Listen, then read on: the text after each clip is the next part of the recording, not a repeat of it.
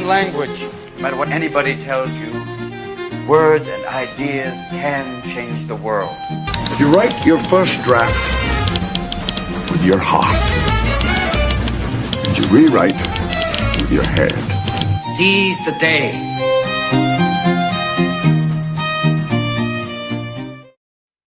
Greetings and salutations. Welcome to the Writers Showcase. This is a show where we gather a round table of writers of different genres, and we ask them a few questions about the writing process, the highs, the lows, the advice that we give to aspiring writers. But we also take your questions. You may be watching or listening to this. So if you do have a question for any of our panelists or just a subject matter in general, let us know in the comments. Let us know in the chat. Do not forget to like and share this. And if you're joining us, live or on the replay, thank you for doing so. I'm your host, Ryan of A&I Channel, and boy, do we have a round table of Knights of Writers for you. Joining us first is a member of the Men's Adventure Fiction Discord, and he's also the president and CEO of bringing back Men's Adventure Fiction Anonymous. Please welcome the man with the leather jacket who attempts to look like Maverick, but he really isn't. He just happens to be an indie writer by the name of Luke Goodich is here. What's up, Luke? How you doing? And do you have your lightsaber with you? Oh, wait, I'm sorry. That's the wrong property. I know. I got the Maverick going tonight, so no lightsaber, but it's good to be here. I'm pumped up, so thanks for having me. We're very happy to have you here, Luke. It's good to see you. Also a member of the Men's Adventure Fiction Discord family. Please welcome Henry Smith to the field. Hello, Henry. How are you? Or Henry Brown. Good. How are you? Good, man. Good to see you. Good to see you, Henry. Thank you very much for being with us. Sorry, I said the wrong name there for a second, but yes, Henry Brown is here, and he will be with us for the duration of this show. Also joining us is someone who redefines the word passion and storytelling and energy. Please welcome Philbo Publishing, the one, the only Dr. Phil Russert. I'm sorry, Phil Russert is here. What's up, Phil? I wish I had his money. How you doing? How are you? I wish I had his money. Doing great, man. We're fine. We're all fine here. Now, thank you. How are you? Also joining us. Luke, we're going to have company. Exactly. Thank you. Someone caught the reference, and guess what? It's Star Wars Celebration Week overseas over there in some place called Japan, and I hope everyone's having a great time because I'm not there.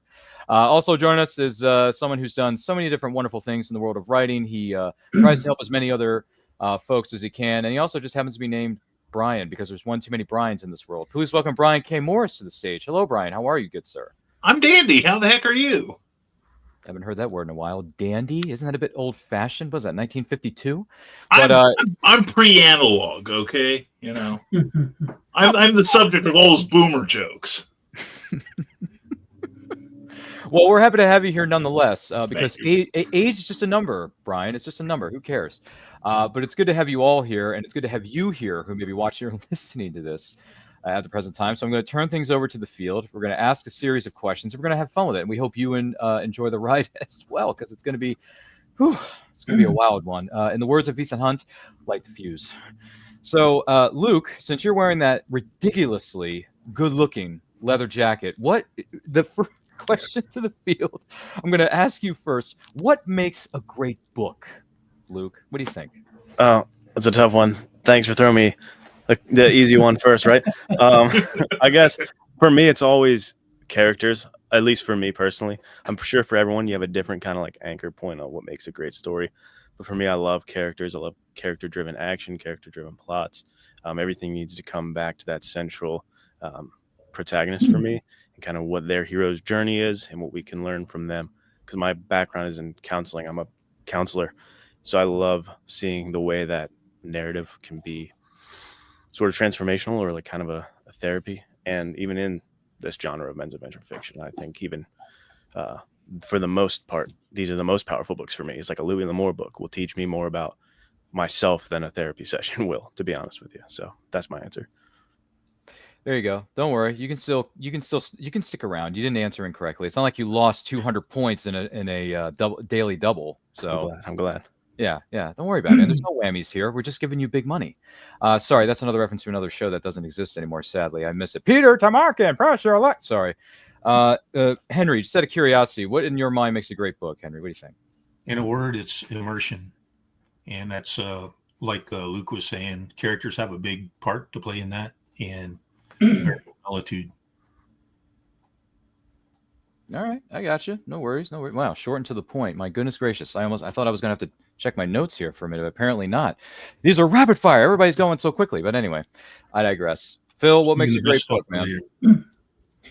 later. Well, touching on both gentlemen, I think characters that you can relate to and aspire to be, because basically, as you're building your worlds, as you're building your adventure or whatever it is you're writing, the stakes only matter if the characters matter to you. And if the characters aren't written in a way that you can relate to or again aspire to be, you don't care what happens to them. Therefore, anything that happens along the course of the story is meaningless. So it all stems from that, in my opinion, which goes into again the other point made that it helps immerse you into the story because now it's more personal. Whether it's you see a little bit of yourself in that character or you can relate to their struggles, um, you become part of the story in a way. You feel connected to it. That's why I think when you finish a series, you feel kind of sad sometimes, like it's over. That story is over because you do immerse yourself in it, as he said, and you do relate to those characters, and it becomes that world that you blends into what's around you and steals you away. There you go. Wonderful answers. I don't know how Brian K. Morris is going to be able to follow this up, but he's going to try. Brian, what makes a great book, Brian? What do you think? Okay. One, thank you all for your brief comments. I'll take up the rest of the time now. But for me, the heart of the book for me is the conflict. It's like, is the protagonist going after a goal worth attaining? What are the obstacles in his way? What makes the right person to solve the problem, and at the same time the absolute worst? Let's take Indiana Jones. He's smart. He's got the bullwhip. He's determined. If only there weren't those damn snakes there. So, although that's a very simple form of it, but I feel that around a good conflict, like a good hook, a good elevator pitch, you then build the characters, or in the case of serialized fiction, you plug in the characters that will enhance the journey, if you will. And that to me is where it all starts, at least. Right on, man. Right on. And Brett Todd is here. He says hello to everybody. Hello, Brett. Good to see you. Hope everything's well in your neck of the woods. Have any questions for these incredible guests here? Let us know in the comments. Let us know in the chat. Good answers. Good answers. Luke, where's your favorite spot to write, man? I guess I don't really have one at this point because I have 2 kids now, and so I write wherever and whenever I can. So it's just all kind of writing routines and rituals got thrown out for me a while ago. But I'm thinking back to a different time when I didn't have 2 kids. I'd say I love nothing but like the woods, like deep in the woods. Writing is some of my favorite. Light up a cigar or a pipe or something. Writing in the woods, that was the coolest. But I don't do that too much these days. Gotcha. Got great power, and with great power comes great responsibility there, Luke. So yeah. Got to watch it, man. Got to watch where you step. Just remember, if someone comes up to you while you're writing, if you happen to be in the woods, you got your cigar, a cigarette, whatever it may be, and you're writing, someone comes up to you and they're trying to, mess with your concentration or whatever, just look at them and say, "I'm your huckleberry." There you go. Just drop the huckleberry line, man. They'll get right out of your face. Just like Johnny Ringo did. He looked like someone just walked over your grave. With that being said, goodness gracious, we miss you, Val Kilmer. Henry, where's your favorite spot to write, man? Well, for right now, this is pretty much it where I'm sitting. And especially on days like this when my wife is gone. So I don't. Unfortunately, though, I have a dog in heat, so that could cause problems. But I kind of like. I was thinking even before Luke said it. I was thinking like if you had electrical outlets out in the wilderness somewhere on a nice, pleasant day, it'd be good to go out there and just write. From sun up till sundown.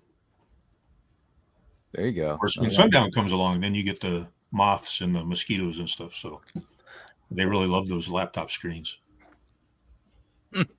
You're right. Maybe not be as pleasant. Raphael says, howdy, Raphael. Good to see you too. He says, my favorite place to write is wherever I am because you have to write when you can. There you go. All right. Wise words, Raphael. Are you one of the Ninja Turtles, by the way? Because I'm looking at your, and even though it's spelled differently, but still, I digress. Sorry. When I see certain people's names, certain properties jump into my mind. I don't know why. Maybe it's because I've seen too many movies and TV series. My brain cells have been destroyed. But Brian K. Morris, where's your favorite spot to write, my good friend? I've been thinking about this, and all things considered, I like writing in the presence of other writers. I was at a retreat in Arkansas a couple years ago, and there was just such an energy in the room that it just kind of fueled me to type faster, to start thinking more about the plot that I'm working on, etc. Um, and I think also in that regard, I also like writing sprints where you set a timer, and during that time you ignore the internet, ignore your email, and you just start trying to kill the keyboard with your fingertips. And it has done a lot for my productivity and my creativity. But there's a certain energy that comes with being in the presence of other creatives, and also having maybe a time limit, because I have a newspaper background. So, deadlines are a great motivation to get things done. Can't argue that one. Man, good answers. That's why we pay everybody the big bucks around here in these studios these days. What about you, Phil? Where's your favorite spot to write? So Raph actually took what I was going to say. I lead a very busy life, and when you get inspired to write, I'll just drop and roll wherever you are. But I like quiet. Unfortunately, I'm one of those people that I can't tune out external stimulation. So it drives my wife crazy. If we're out to dinner, I'm listening to what she's saying. I also hear what everybody else is saying, and I absorb it all. So for me to focus, I need absolute quiet. So usually the place is, I have a favorite chair out in the living room, and it's when everybody's asleep at like 2 a.m. But essentially, whenever I feel inspired to write, it's wherever I am at that moment. Gotcha. Understandably so. And Raphael says, yes, I am a member of the TMNT. He says, I like pizza. There you go. All right. Nothing wrong with that. I had some earlier tonight. And then Raphael says, you tell him, Phil. Giving you support there. There you go. Everybody's supporting each other. We love it around here. Fantastic. Once again, this is the Writer Showcase on NACO channel. Don't forget to like and share. And if you have any questions for these guests, let us know in the comments of the chat. If you're joining this live or what is known as a replay, thank you for doing so. With that piece of what is it called? Promotion material, right? And then Raphael says, I can shut it all out. I can shut it all out. Not good in certain places, though. All right. Fair enough, man. You do you. It's all good, Raphael. Let's see here. Where do I go with? And wow, Brett's saying that Phil is my favorite. Oh my god, we're playing favorites here, Brett. Is that what Brett's doing? Jeez. I haven't heard from you in a while, Brett. Man, how are you? Yeah, where have you been, man? Gee willikers. But it's good to hear from all of you in the chat, nonetheless, with all due respect. All good things. So let's turn things over to this next thing here for you, Luke. What are the biggest rewards about being a writer in your mind? I think it's been all the connections. Like when Nathaniel Hummel, who I do the Men's Adventure Fiction podcast with, got the idea for the Discord, because I didn't know what Discord was before him. When he opened that up and we just started meeting people who also like the same kind of thing, it's been all the connections, the friendships. We talked earlier how Charles Millhouse introduced me to Brian K. Morris at Pulp Fest, like being able to connect with Charles Millhouse and such like that. That has been the biggest reward for me, is just these connections with other writers. For the most part, it hasn't been like I do connect with readers too, and that is a reward in and of itself. But I really love meeting other writers, because I love nothing more than seeing creatives like follow their passion. That's something I'm huge on. So I love seeing other writers do their thing. Right on, man. Right on. What about you, Henry? Same question. What are the biggest rewards about being a writer? Well, the most satisfying thing for me is when I've written something and I look back over it like a couple years later, or after I've forgotten a lot of what I put into it, and I realize, hey, this is pretty good. Aside from that, like the process itself, sometimes is its own reward. Of course, I love it when I get a sales spike and a lot of people buy it. But really, the most rewarding thing and what keeps me doing it is just I'm wired to do it. I was kind of, I guess, I got a storytelling instinct, and when I do that, I feel like I'm in my lane. So that's mostly where it comes from. Ah, gotcha. What about you, Phil? What's the biggest rewards about being a writer? It's a couple of things. First of all, when a reader or someone who worked hard and spent their money to buy something I wrote, it's very humbling. And when they resonate with something that I wrote, whether it's a character or a motivation of the character or struggles the character went through, and they sit there and they spend the time to talk to me about how the story affected them or resonated with them, that's a huge reward, a humbling reward. And then of course Raphael probably knows my answer, so he's stealing them all, you bastard. But also just you have all these stories that are scratching and clawing at your brain, just to be able to get them out and have a forum to do that and world build and immortalize these characters, even if it's just with your family, the 2 or 3 people, just to be able to immortalize these characters and stories is it's really rewarding. It's fulfilling. There you go, man. There you go. What about you, Brian? What are the biggest rewards about being a writer in your mind? The biggest writer rewards for me are the 7 figures I earn a week doing this, as well as the reverential silence whenever I enter a room and the hookers. But seriously, I'm with Luke. It is the friendships that I've made. Not just business connections with this business. Are great. But it's more or less the friendships that I have made, like Charles F. Millhouse. I didn't know him 14 years ago when I started doing this full time, and now he's introducing me to all the cool kids in town, like Luke. And I came to realize that with just a few exceptions, most of my closest friends right now are writers that I have met in the last decade or so. And I agree, it's wonderful to have people that want to read your writing and want to know when you're putting out the next whatever it is. But it's close friendships I have built in the last few years that make it most worthwhile for me as a writer. Excellent stuff, man. Thank you all for sharing your answers with us. And was it Raphael and Brett are doing a tit for tat in the comment section? Good Lord. Raphael says, my biggest reward is getting all these voices out of my head that they want their stories told. Smiley face emoji. Oh, goodness gracious. And then Brett goes on to say, follow through in a series from book to book. I love the last page cliffhanger, whether it's one story or maybe he's referring to something that Phil may or may not be doing. I'm not sure.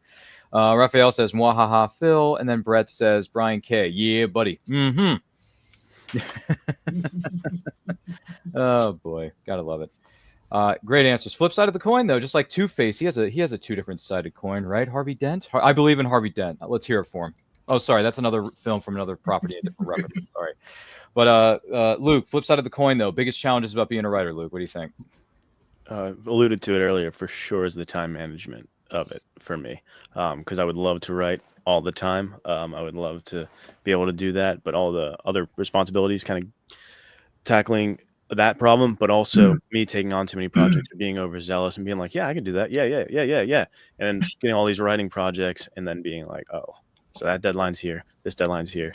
Sick. I don't have any time for that. So I think it's putting myself in these time crunches and then getting overwhelmed with the time management aspect has been the worst part for me. Yeah, if there's one thing I've learned in my so many years of being on this earth, because I've been here a lot longer than 2 minutes, is that we have so much to do in so little time. Yeah. I mean, it's just the fact of life, man. I got to thank my good friend Jack Nicholson for teaching me that back in 1989 when a little indie film called Batman came out. It's amazing.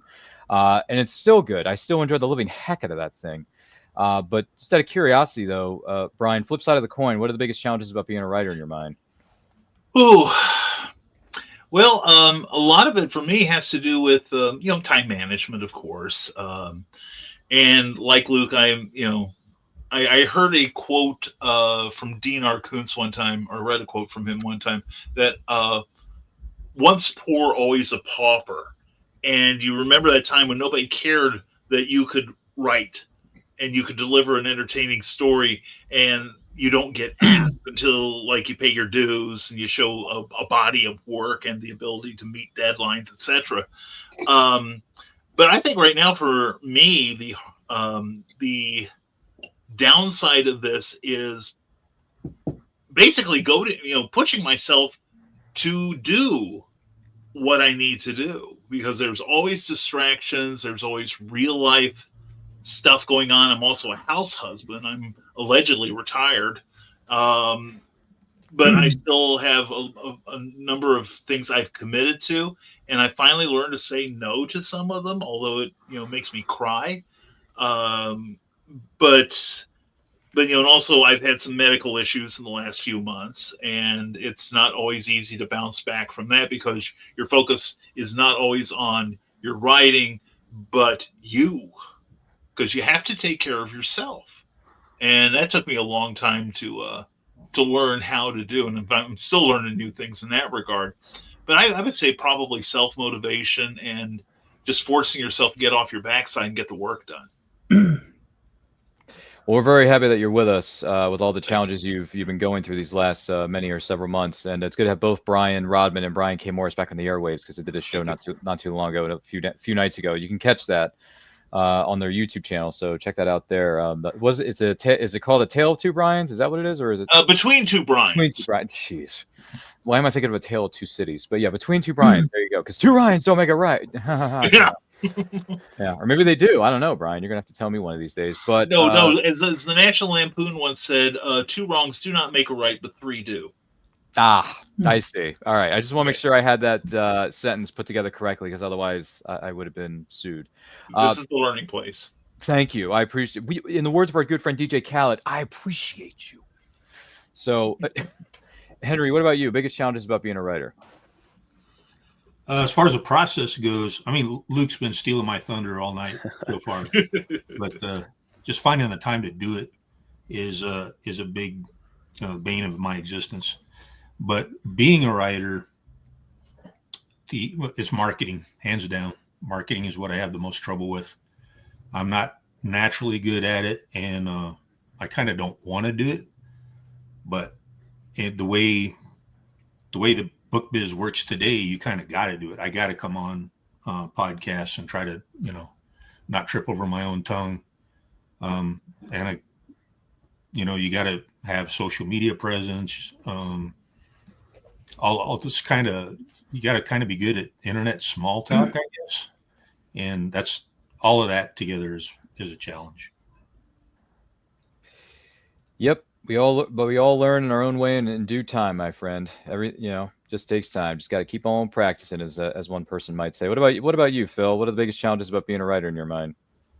Well, for one thing, for me, it's when you feel inspired to write. I don't always touching on Luke and everyone else's answer. I don't always have the time at that moment for other obligations, come forward.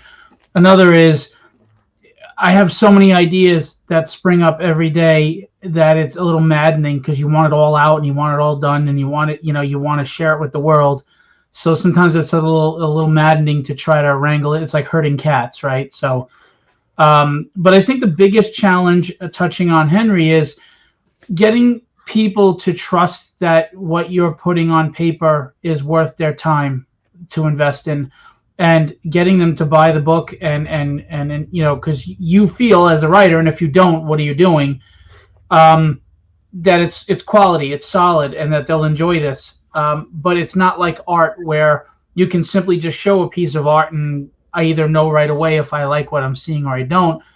Writing takes more time invested in an individual, so we have to sell trust along with the story, right? Here's a story if the story interests you, but also trust that I wrote it well and that you're going to enjoy it, which again ties into what he said about marketing. So I think that's the biggest challenge would be for me.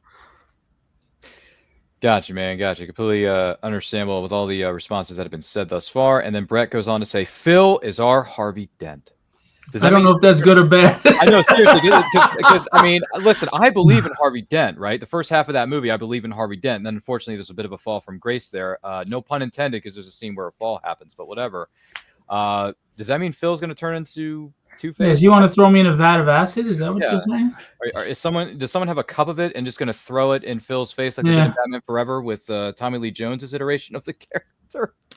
Which I know, believe it or not, I mean, we talked about this earlier, right? Because R.I.P. to Val Kilmer. His film Batman Forever does turn 30 this year, fellas. Whoa. So we will be sitting. We are going to be sitting here in our And I Quote Studios doing a movie anniversary watch song for Batman Forever, and that also is going to be a tribute to the memory of Val Kilmer. So, yeah. Plus, I grew up watching that a lot on VHS, and I have a bit of a soft spot for it. I mean, between the two, it's miles better than Batman and Robin because that movie never happened. So, seriously, no comparison. Sorry, but if you do like Batman and Robin, hey, there's the door.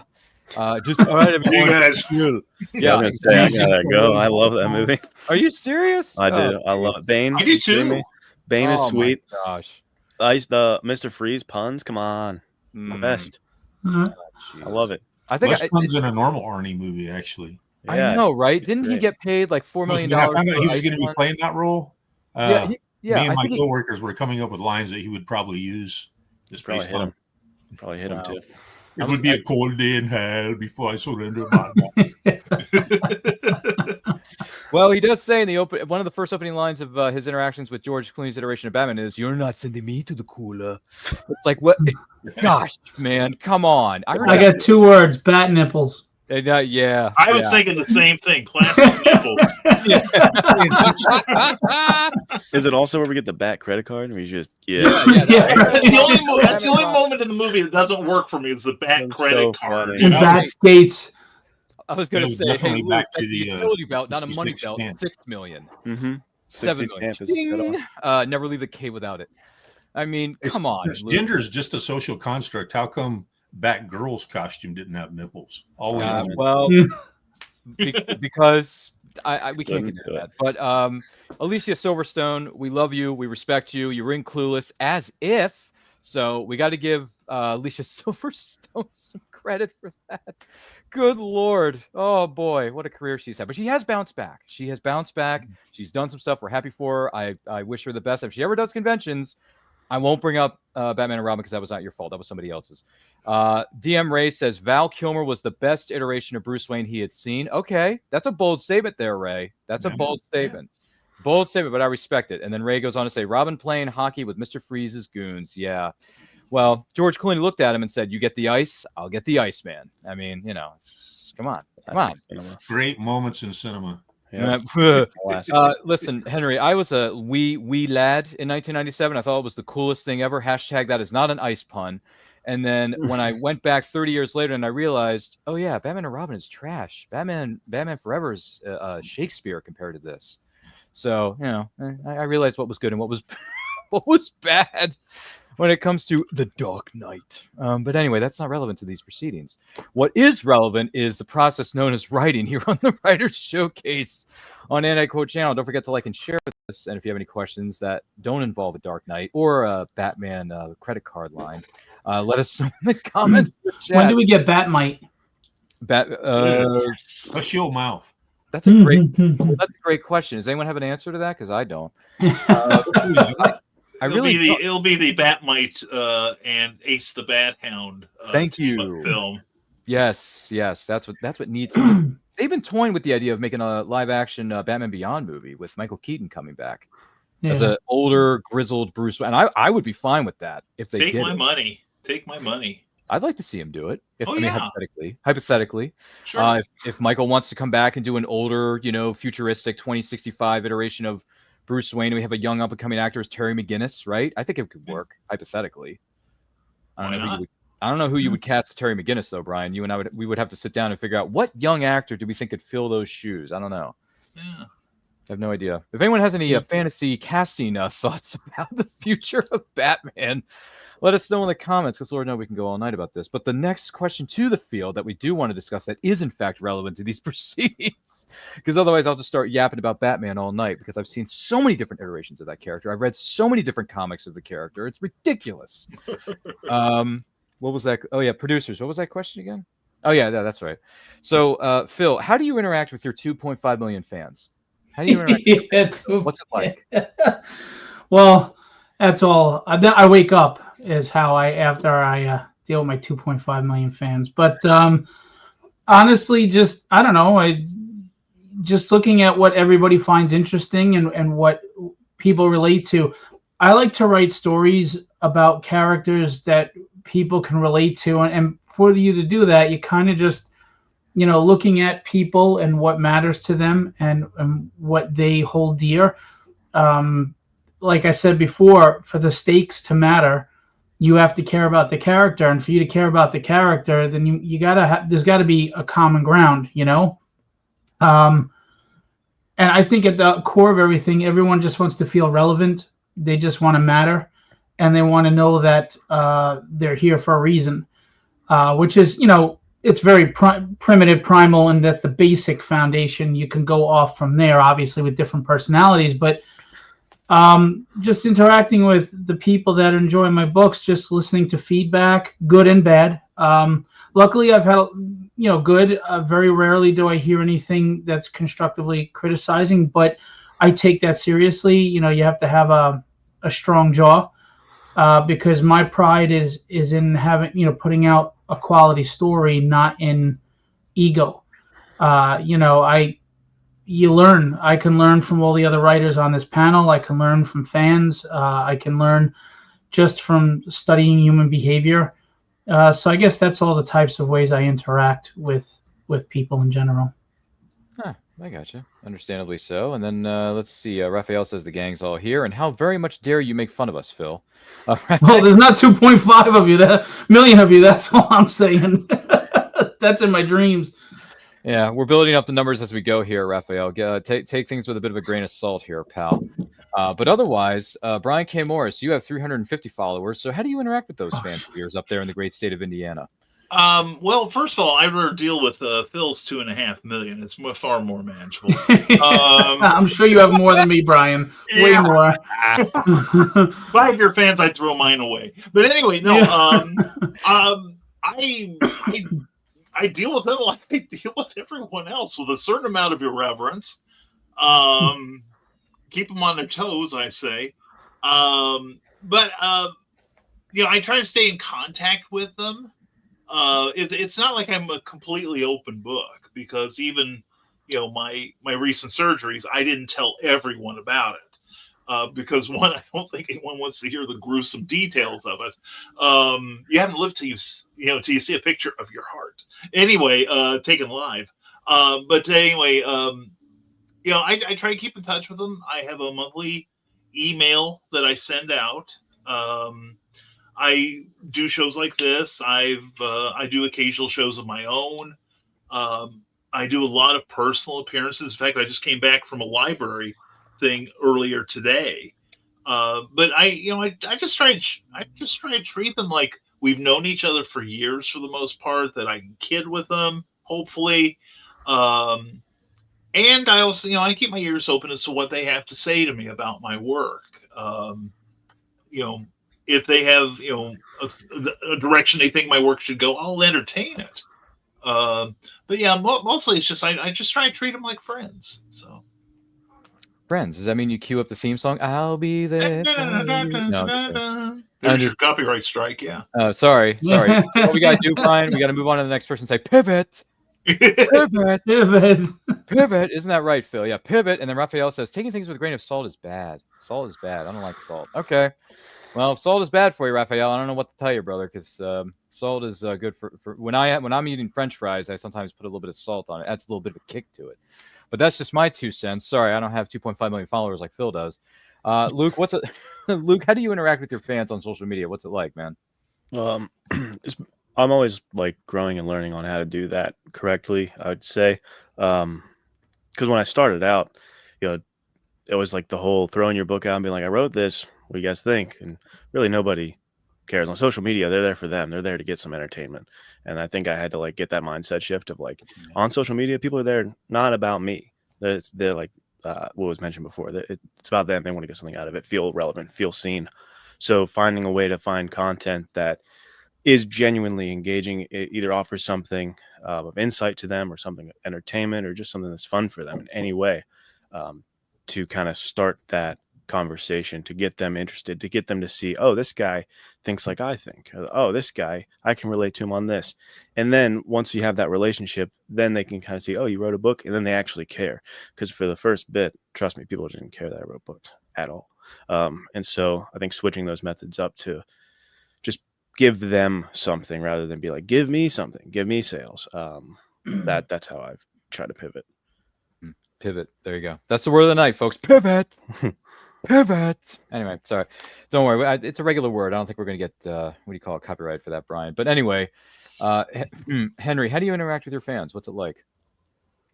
Well, those 2.5 million fans are just a warm up for my really big fan base. Mm-hmm. No, I haven't. In my early days, I was on Facebook back in the day, and I quit about 2013, 14. And there's only one sale I can ever attribute to social media. And that was there's just a guy who's actually a farmer in California, which tells you how rare this individual was. There's not too many of them left. But he and I were talking just about current events, stuff going on. And he was telling me a little bit about what he was doing on my farm. And I was talking a little bit about what my plans were for, buying my first house and living out in the country. And we just had this like hour long, or probably went longer than an hour, this direct message chat going back and forth. And then at the end of it, he said, "Hey, where do I pick up your book?" And I gave him a direct link, but he ignored that and went to Amazon and got it there. Aside from that, I don't know. I know I got fans because I can see how many followers I have on Amazon. But as far as I can tell, well, I'm internet friends on social media with a lot of other writers, but finding dedicated readers who are not, don't have their own books to pimp or something is just about impossible. I did have one who's one of those unicorns. He's a dedicated reader, and he posted reviews faithfully, and he's honest in his reviews. And I actually recruited him to help me with the blog, and he's been doing that. But now he's got the bug, and he's actually working on his first fiction, and so he's no longer a unicorn. Don't really know. Interacting. Someone else touched on it. Because at first I made the same mistakes. I probably made worse mistakes than anybody here. Just being too laser focused on pimping my books without doing all the other stuff that's necessary to curate a fan base. And so now I probably should pimp my books more often because I'm back on Twitter now and some other social media. But I just basically I try to make friends. And I'm going to my first ever convention, hopefully this fall, and I'm going to try to do some glad handing there and networking, and not worry so much about pimping the books. And I'll see where that goes. But as far as I don't have any nuggets of wisdom about it, I'm still trying to figure it out myself. Gotcha, man. Well, congratulations on upcoming appearances and conventions and all that stuff. It made the odds be ever in your favor. Thank you. You're welcome. Yeah, there's another pop culture reference for you because Lord knows I'm full of them. Just throwing that out there. But good answers by everybody. Appreciate all your responses. We really appreciate it. These have been some of these have been challenging questions. Luke's probably thinking to himself, "Why did I sign up for this?" Because the first question nearly killed me. But listen, man, we're all learning. And Raphael says a spoonful of sugar makes the medicine go down. I understood that reference, Raphael. Thank you. The only problem is I've never seen the movie. All right. I've never seen the movie. I know where it comes from, but I've never actually sat down and watched the gosh darn thing. It just might be too little too late for me because I'm not 5 years old anymore, but I don't know. I have to think about that one. But anyway, I digress. I know that's going to cause a stir in the comments. I'm sorry. I haven't seen it. There's a lot of things I haven't seen. Honestly, these things happen. But aside from that, goodness gracious almighty. Phil, favorite characters you've written so far? Well, tragedy is a soft spot for me. I mean, it was the first character that I wrote, and to this date, the most successful. But I'm currently writing a prose fantasy novel of a character that actually I've grown to love very much so for reasons I can't get into right now. But again, not to sound like a broken record, that there's a little bit of me in there, there's a little bit of people I know and love in there, and a lot of relatability. So I guess I would say tragedy and this character that I'm writing in the fantasy prose book that I'm currently in the midst of. Teaser for the teaser of the teaser for the trailer. Well done, Phil. Well done. teasers, everybody. Teasers. They're on social media somewhere. Someone's got to find that 30-second bit. 30-second bit. No, it's great. Congratulations, Phil. I'm happy for you, man. Honestly, you said it's a fantasy. This is interesting. By the power of Grayskull, I have the power. Sorry, that's not it's going to its roots of Dungeons and Dragons and stuff, but staying away from the typical tropes. No dragons. Everybody uses dragons and orcs and the same old, So staying away from the typical tropes, but at the same time submerging myself into D&D world. So. Okay, all right. I know this is kind of a little bit of a different subgenre of this kind of storytelling with regards to Dungeons and Dragons and D&D and all, but still, it's fantasy, sword and sorcery. So I guess for Phil, by the power of Grayskull, he does have the power. So there you go, kicking it back to the 80s. I've got the physique, as you can see too, right? So. Yeah. Power Grayskull, baby. All of a sudden, all these lights are beaming on you. You got the sword going, and then you got the great 80s music and the echoing in the background. It's great. It's wonderful. We all love it, right? It's great. My brothers grew up watching that show, and they actually had some of the toys. They actually had a castle of Grayskull back in the day. Believe it or not, they did. And then someone got rid of it. I don't know why. Because I hear those things are quite valuable. Nice work, people. We could have made millions of dollars off the castle of Grayskull, but you had to get rid of it, didn't you? But that wasn't my fault. I wasn't the one who threw it in the garbage. I didn't take it over to Goodwill. I didn't take it anywhere. So don't blame me for this, brothers. You know who you are. Brian K. Morris, favorite characters you've written thus far? Oh goodness, I was hoping I'd go last on this one because I not only write my characters, but I also have the privilege of writing other people's characters too. And it's really hard to pin it down to even like 2 or 3. I do enjoy like the Terrors that I just created a year and a half ago. Cobalt Scarab. I also like working on other people in Volcana. I love writing Volcana. Basically, it's me if I was a female. Bad attitude, gets in trouble all the time. And I'm looking forward to working on the sequel to it in a year or 2. But I also like working on other people's characters like Captain Hawkland and Conrad von Honig. He's fun because von Honig is fun because he's got like Asperger's or something. He doesn't take social cues very well. And he's still... And the challenge is making someone like that heroic. So I love writing Skyman. I think as long as the character has a bit of selflessness about them, I enjoy writing them. I think that makes them a little bit more heroic, which is the type of fiction I tend to favor writing. So that's my way of backing out of the answer and not committing to anyone. Oh, and Abraham Snow, I also like that one because he got me an award. So. Nice. Congratulations on that, by the way.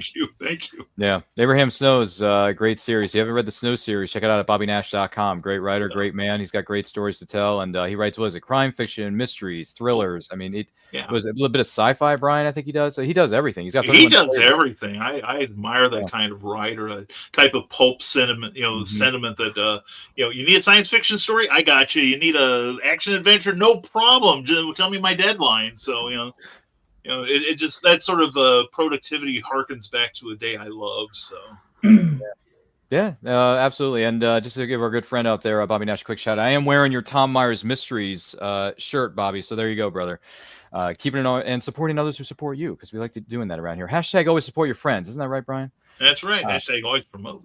Always promote. Yeah, exactly. 110%. I give 110%. Actually, it's 100%. But anyway, Luke, favorite characters you've written? Because Lord knows you've written so many of them. Yeah, luckily not as many as Brian, because then I'd have a harder time at this. But I'm still kind of like shaking about it. But I got to write for Captain Hawkland for this upcoming collection. That's I did not. That's really cool. But for personal characters that I wrote, not that I am promoting this book because I think the first book I wrote has too much like profanity. It's too vulgar. It's not what I want to be as a writer anymore. But the character that it follows, Dante Gibbs, is still one of my favorite characters that I've ever written because he's an older man, like on the brink of death. Like he's on his final leg, and I've got this heart condition I was born with, and the medical wise, I'm just I've got holes in my kidneys, I've got liver disease, I've got a heart condition. Things aren't great for me. So I related to this character, and I put so much of just myself and kind of my existential kind of like angst into that guy. But overall, that story is not what I want to be as a writer, and that's kind of where Noah Redford was born. Noah Redford came from me wanting to write something a little more heroic, a little more aspirational, something I could give to my son and feel good about, having a good example to look up to. So those two characters for me, Dante and Noah Redford, are kind of two sides of a coin, but Dante has so much personal stakes for me that one wins. Gotcha. And congratulations on the release of a Fire. What is it? Fire in the Tall Grass. That's a badass. That's a badass looking cover there, man. Thanks. My wife did that one. That looks like a movie poster. Can we make that into a movie tomorrow? Let's go. Noah Redford coming soon. Coming next summer to a theater near you. Heck yeah. Yeah. If you need a movie trailer announcement, just hit me up. I know things. I can do it. It's not a big deal. But Henry, favorite characters you've written? What do you think? It's usually the one I'm working on at the time, but if I had to narrow it down to one right now, it would be the guy on this cover, Tommy Scarred Wolf. He's in a trilogy of, I guess you'd call it paramilitary adventure. And so none of my characters are stand-ins for me, but they're all somebody I can relate to. And they're they always do have some basis in someone I've met or known. And of course, usually someone I admire. And so after, when I became a civilian again, I ran into this guy he'd served in the 101st. I'd served in the 82nd. So we, of course, started trash talking at each other. And out of that, a friendship grew. And it turns out he was a Shawnee. And I ran into like very limited amount of Native Americans in uniform that I met. And anyway, as we were sharing war stories and stuff, I told him about my habit of like taking souvenirs.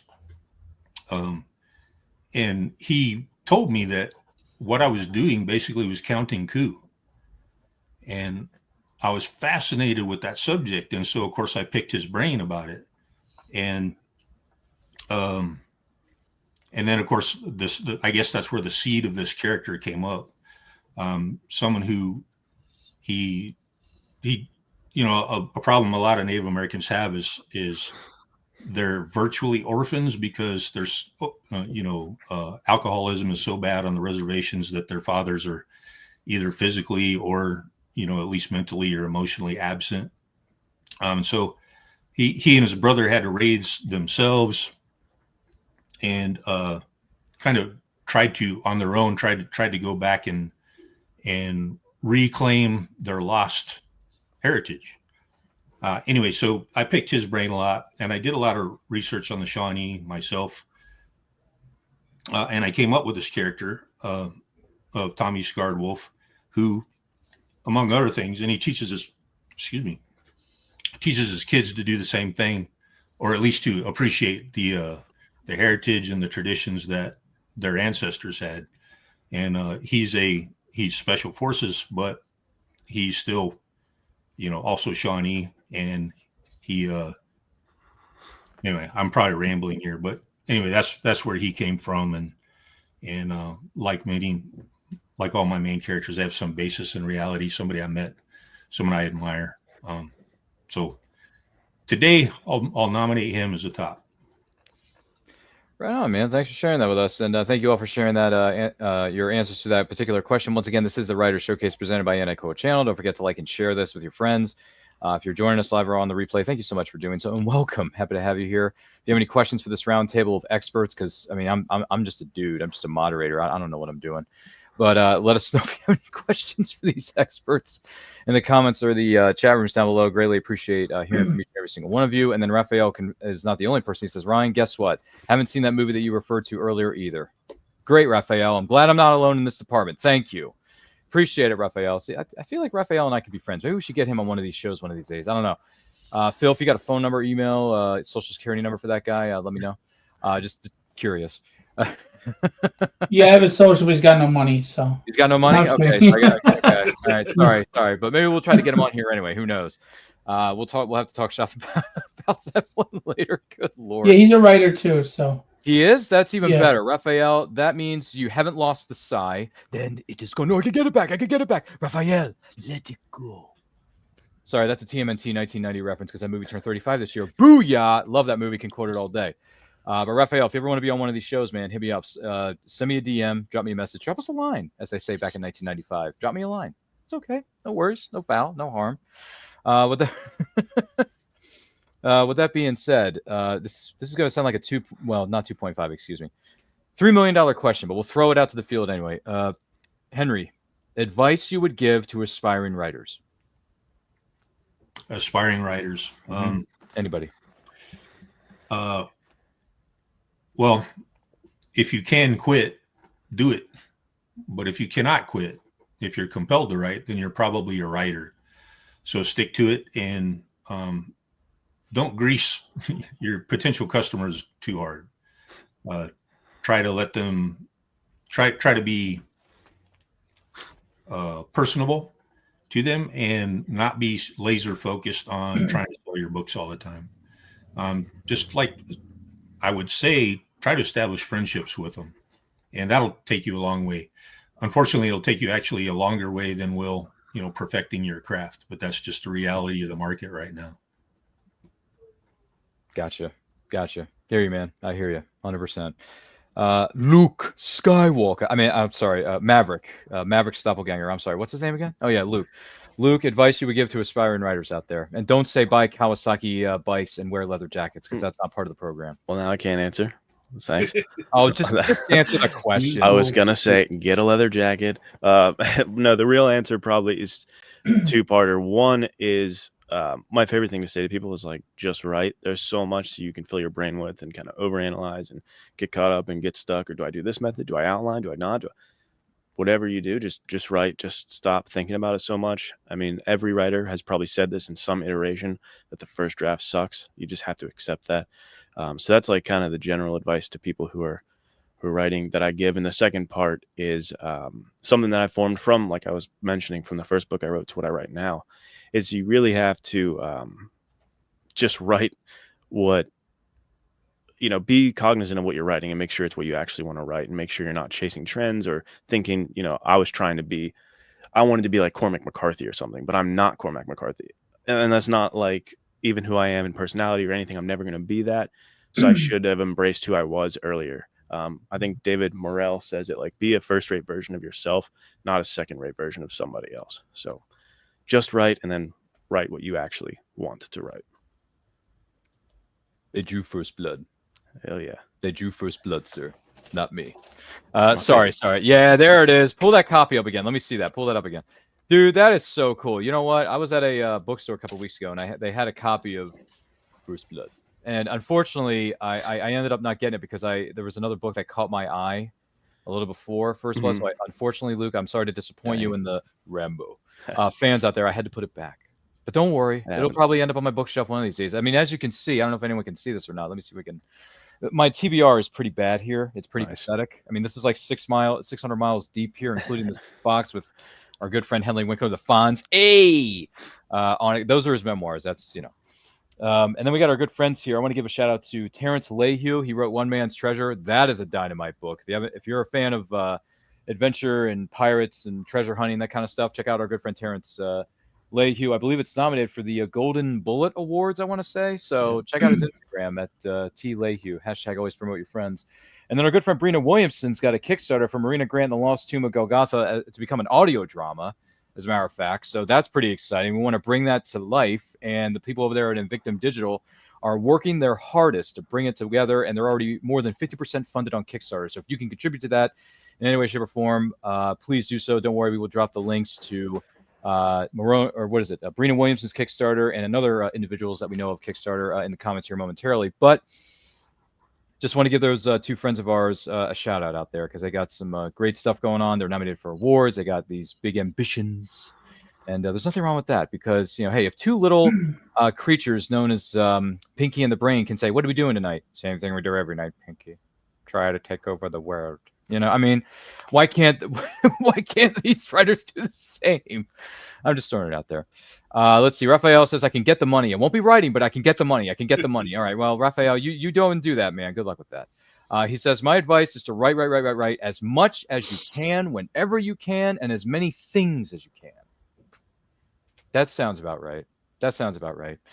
Charles W. Morgan, the writer of Cold Cutter, I want to say, says, what's up, Ryan, Phil, everyone? Good discussion, everyone. Hey, appreciate you, Charles. You're the man.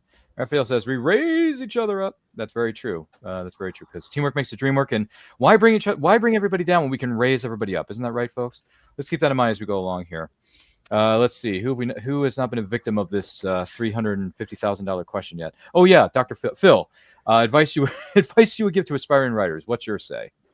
Well, I'd give two bits of advice. The first is, if you want to write and you feel intimidated, don't be. Writing can be personal to yourself. That's why you edit scripts. Like Luke said, your first one may not be where it needs to be. But just get the ideas out. Write, and don't worry about anything. You don't have to show it to anyone until you're ready. But don't be intimidated. Just go ahead and take those ideas and put them on paper. The second thing is, I used to hear people say all the time, "I don't write for the fans" or whatever, and people get offended, and I didn't understand it, but now I do. You can't write to please people. Write what you want to write, and hopefully they'll enjoy it as well. But if you start to write to please people, you'll please no one, and you'll have a bad story. You have to write from what you know to start, I think, to get comfortable, and then you can start writing what you don't know. But just write with comfort and confidence, and you can fine tune as you go, and write for you, and not worry about, and Luke kind of touched on it too, trends or what other people, expect from you. Be you be your own author, and people will jump on board if it's good enough. Well said, my good friend. Well said. Brian K. Morris, no pressure, man. No pressure at all. I mean, it's only a $3 million question, or maybe I'm changing the dollar amount as we go along. But I know. I feel like I'm playing the Showcase Showdown here, Phil. That's what I feel like I'm doing half the time I'm on this set. But Brian K. Morris, same question. Advice you would give to aspiring writers out there who may be listening or watching this program right now? Well, let's see. First thing, learn to weld, because that's sure money. No, seriously, I'll amplify on what Luke and Phil said, and say, not only write what you want, write the book you want to read. I hear of so many writers that get into this that say, nobody was writing the book I wanted to read, so I realized I had to write it. Right. So, read what pleases you, and then then look to find your audience. And the second thing is, I just had it and it just went out of my head.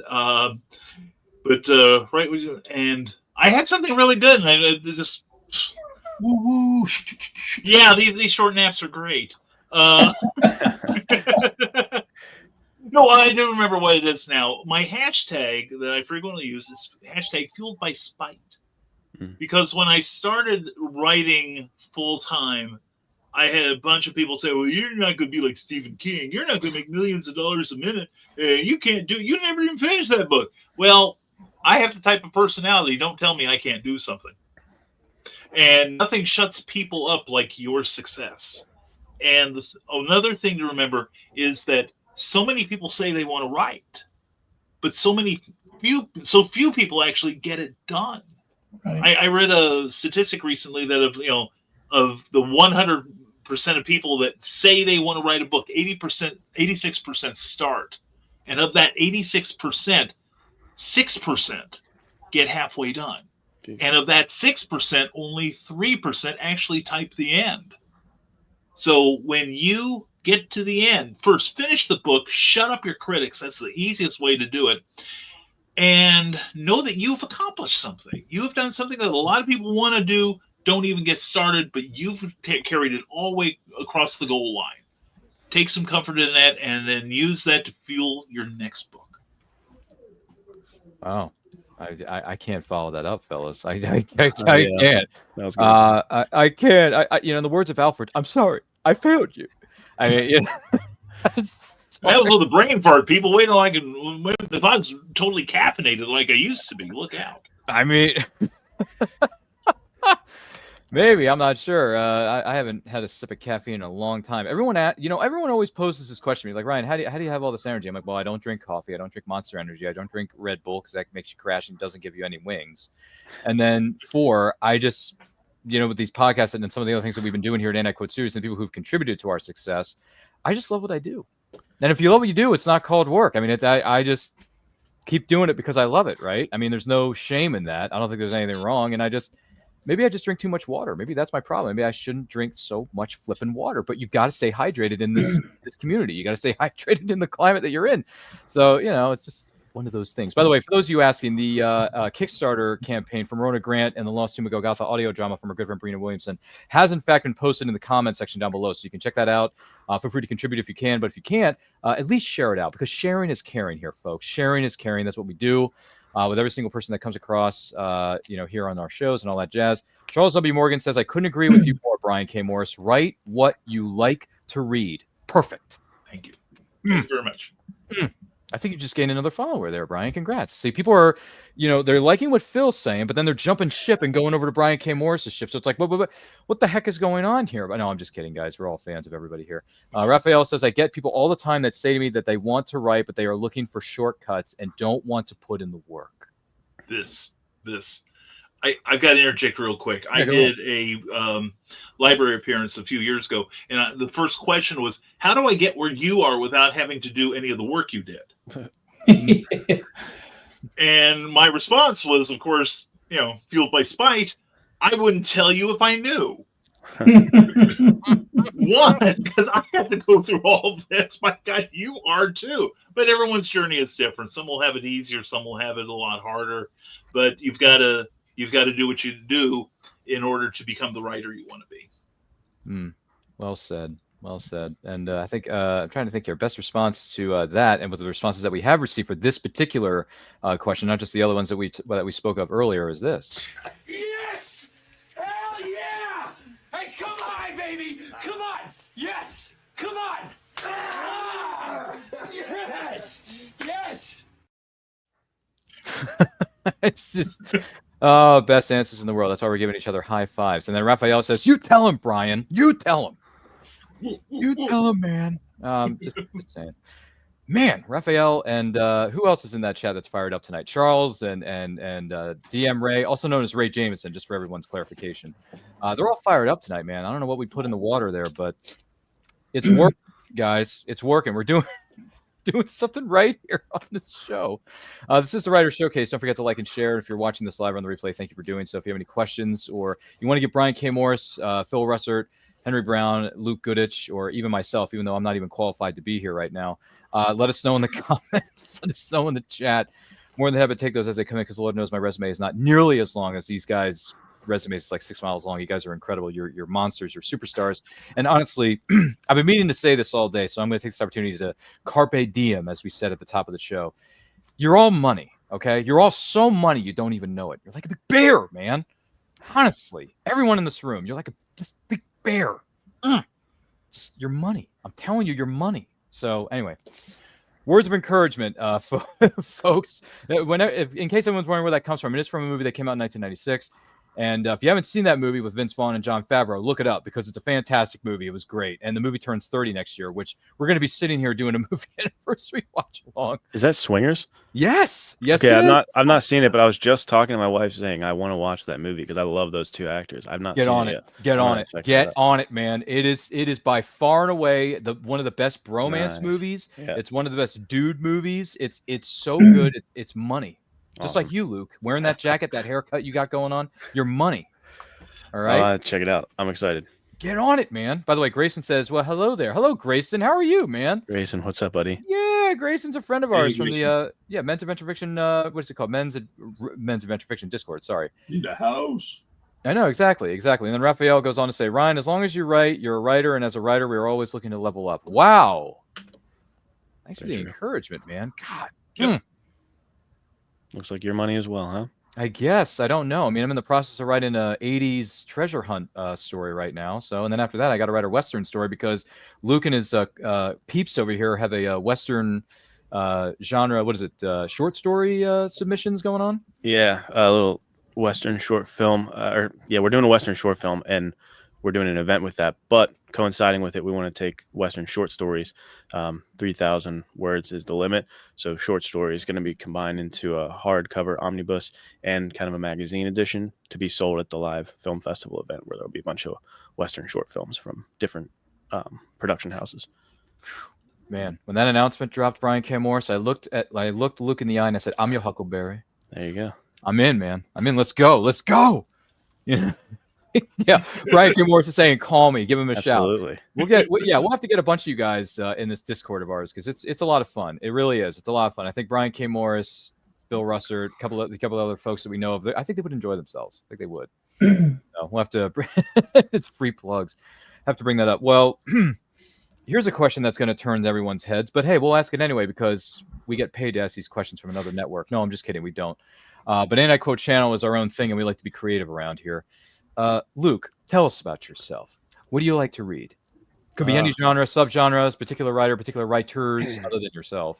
Yeah. Not to pat yourself on the back, but what do you read? I think everyone who has heard me talk has probably already said, you've mentioned Louis L'Amour too much. Stop talking, please. So I won't mention Louis L'Amour this time, but that is my real answer. Is I read a lot of Louis L'Amour. But to give you a different answer, I guess I gravitate towards people I like and trying to find weird, like obscure books. I really like the idea of going to half price books or whatever kind of bookstore and finding whatever looks interesting, but doesn't look like, everyone's read it. Because there's something, it's probably like the inner hipster in me or something. I'm like, I want to read something that no one's seen. So pulling off like a weird 80s or 70s Western off the shelves, I love that kind of thing. Or like Sylvester Stallone wrote a book called Paradise Alley. I like just finding books off the beaten path if I'm not going to go with Louis L'Amour. I just try to find something that will be kind of brand new that I can read. Rock on, man. Rock on. I got the Johnny Cash song, God's Gonna Cut You Down, when I think of Louis L'Amour and stuff, because it's just one of those songs. He's always an arm's length away. Oh, look at that. Which title was that again? The one you just held up? This one was Over on the Dry Side, which is pretty sweet. This is one of the newer editions.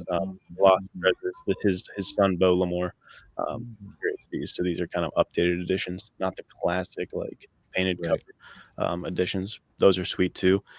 But they're delicate because they're older. Because I remember I was reading in the woods, having a good time with a Louis L'Amour book, and it was one of the most mint-looking Louis I've ever had. It was Lando, and it was kind of in great condition. And then a bee came by, so I was like, get away. And the book went shikabloosh and exploded. So that was the end of that book for me. So you got to be careful when you're picking up the old books, is what I'm saying. All right. So yeah, be careful if you're holding one of these, right? Yep. This is a sick looking cover, man. That is sick, and that's very clean looking too. That's a good, like, good condition. Yeah, this was from one of our bookstores here in Maryland. It's pretty good stuff. And then I got the similar version that you had, the more remastered, re-released version. I got Taggart back here. Okay, another great one. Yeah, Although the hard part is, when people are like, "Is it this book?" Don't know. Me and Nathaniel were talking about this. Louis L'Amour has written so many books that you really have to describe the whole plot to me before I'm like, okay, yeah, I read that one. Because if you just say the name, don't know. But Taggart, I do know for a fact because I had just recently read that one. Well, at least you leveled up one on me because I haven't read it yet. Because like I said, my TBR list is pathetic. But just out of curiosity, though, Henry, what do you read? What do you like to read? As far as fiction goes, I've read a lot of different genres. Most of the genres I really like fall under men's adventure fiction, that umbrella category. So I like Westerns, and I do have some Louis L'Amour.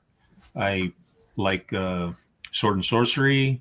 I like hard-boiled detective. I like whodunit mysteries. I like, of course, war novels, paramilitary adventure. I know I'm missing a bunch there. Oh, aviation adventure, which is kind of hard to find these days, but it's a lost genre that I really appreciate. And I don't know, vigilante justice, and then of course sometimes I read some of the more modern techno thrillers and stuff. Really, kind of depends on the mood I'm in. So, I pretty much everything but horror and LGBT. I'll read. And romance. I have read a few romances when I was really desperate, but so that one's not completely off the table. Yeah, all right. I got you. Nothing wrong with that. Different flavors and all that kind of different genres and that kind of jazz. So no worries. What about you, Phil? What do you read? Because Lord knows you've probably read more than 10 or 12 books in your lifetime. Good. You got a lot of experience, brother. So I'm just curious. What do you read? You keep talking me up well more than I deserve, but it sounds cliche, but of course I love Tolkien. I started on Lord of the Rings and just loved it. World building, crafting, and a guy created his own language with Elven language. I like Dean Koontz, Terry Brooks, guys like that. Fantasy mostly, but to be honest with you, I read a lot of different genres. I'm a sucker for the hero that we all want to aspire to be, that moral compass. I love when Captain America jumps on the grenade and Superman, before everybody wanted to make him angry and everything. And of course, the relatable characters that, they go through their struggles and you can relate to the struggles themselves, but you also love that they keep that line drawn in the sand. They keep their integrity. They do what they can to still remain true to being the hero, the good guy.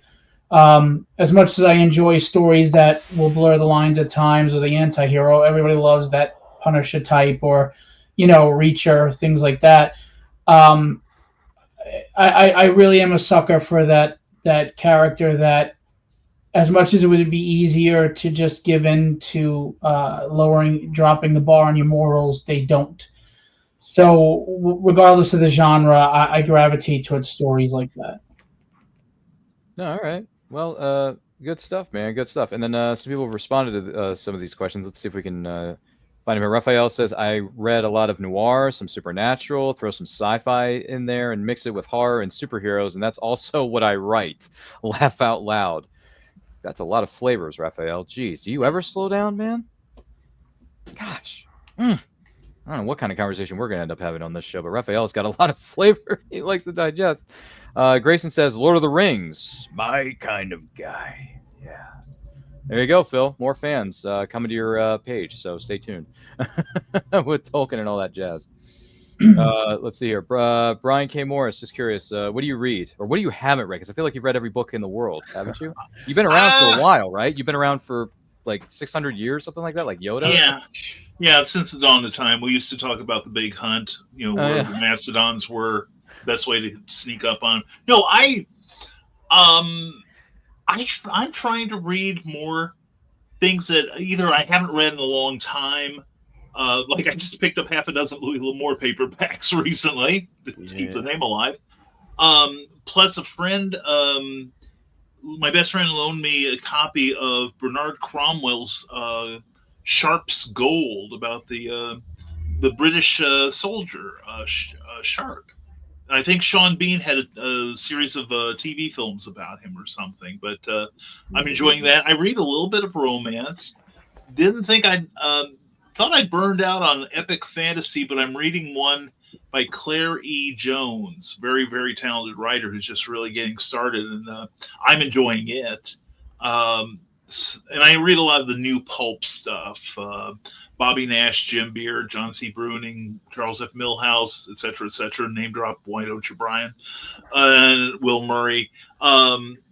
It's just basically, I like seeing what people do with public domain properties. I just recently read one by R.A. Jones. It was a mashup of Peter Pan and Alice in Wonderland. That was absolutely delightful. So if it's got even a halfway weird idea, or it is something I'm either haven't sampled yet and want to give it a shot, that's pretty much what my go-to these days. So, all right, bit of 31 flavors there. Nothing wrong with that. Yeah. It's the beauty of reading and writing, right? You know, we can dive into as many different kinds of stories or subgenres or genres that we want, right? I mean, it's beauty of life. I mean, you know, just for argument's sake, if I had to answer this question, which I'm not, because I'm just a moderator, I just work here. I don't really do anything of note. But what I like to read, I mean, as you can see, I got a boatload of stuff behind me. But yes, Louis L'Amour. I took my P's and Q's from the Discord because the Discord likes to take all my money, Brian. So I've gotten Louis L'Amour. Who's another gentleman that we know of back here? Richard S. Prather. Wrote a series of books. He's got a bunch back here that I know of. Max Allen Collins has been thrown into the mix, specifically Chicago Confidential. I don't know if anyone's ever heard that title before, but and obviously Tom Myers. I got to give it up to Tom Myers. Mysteries from Bobby Nash. Here's what I'll say. I like crime fiction. That's what I like. I like crime fiction, but I also like westerns because, you know, I mean, you look at a guy and the supporting character looks at you and he says, "You just shot an unarmed man." Well, he should have armed himself. I mean, westerns. There's so many cool things you could do with it. I mean, I just sat down earlier this morning. I finished watching not the original property, but the remake of 3:10 to Yuma with Russell Crowe and Christian Bale, and that to me is just, oh my gosh, that's like one of the best westerns. That's just a great character piece for both. Yeah, I agree. Christian and Russell Crowe. If you haven't seen that movie in a while, or you haven't heard of it before, obviously, if you want to revisit the original film known as 3:10 to Yuma, go ahead. But the remake has been very, very good to me. Christian Bale and Russell Crowe as badass Western characters, very, very good to me. You know, so if you want to get into Western genres, check out 3:10 to Yuma, man, because that'll dial up the notches pretty darn well. And Russell Crowe is no stranger to Westerns because one of his North American film debut was in a Western, The Quick and the Dead, from Sam Raimi, right? So, you know, he knows a thing or two about gunslinging there, Luke. Oh, yeah.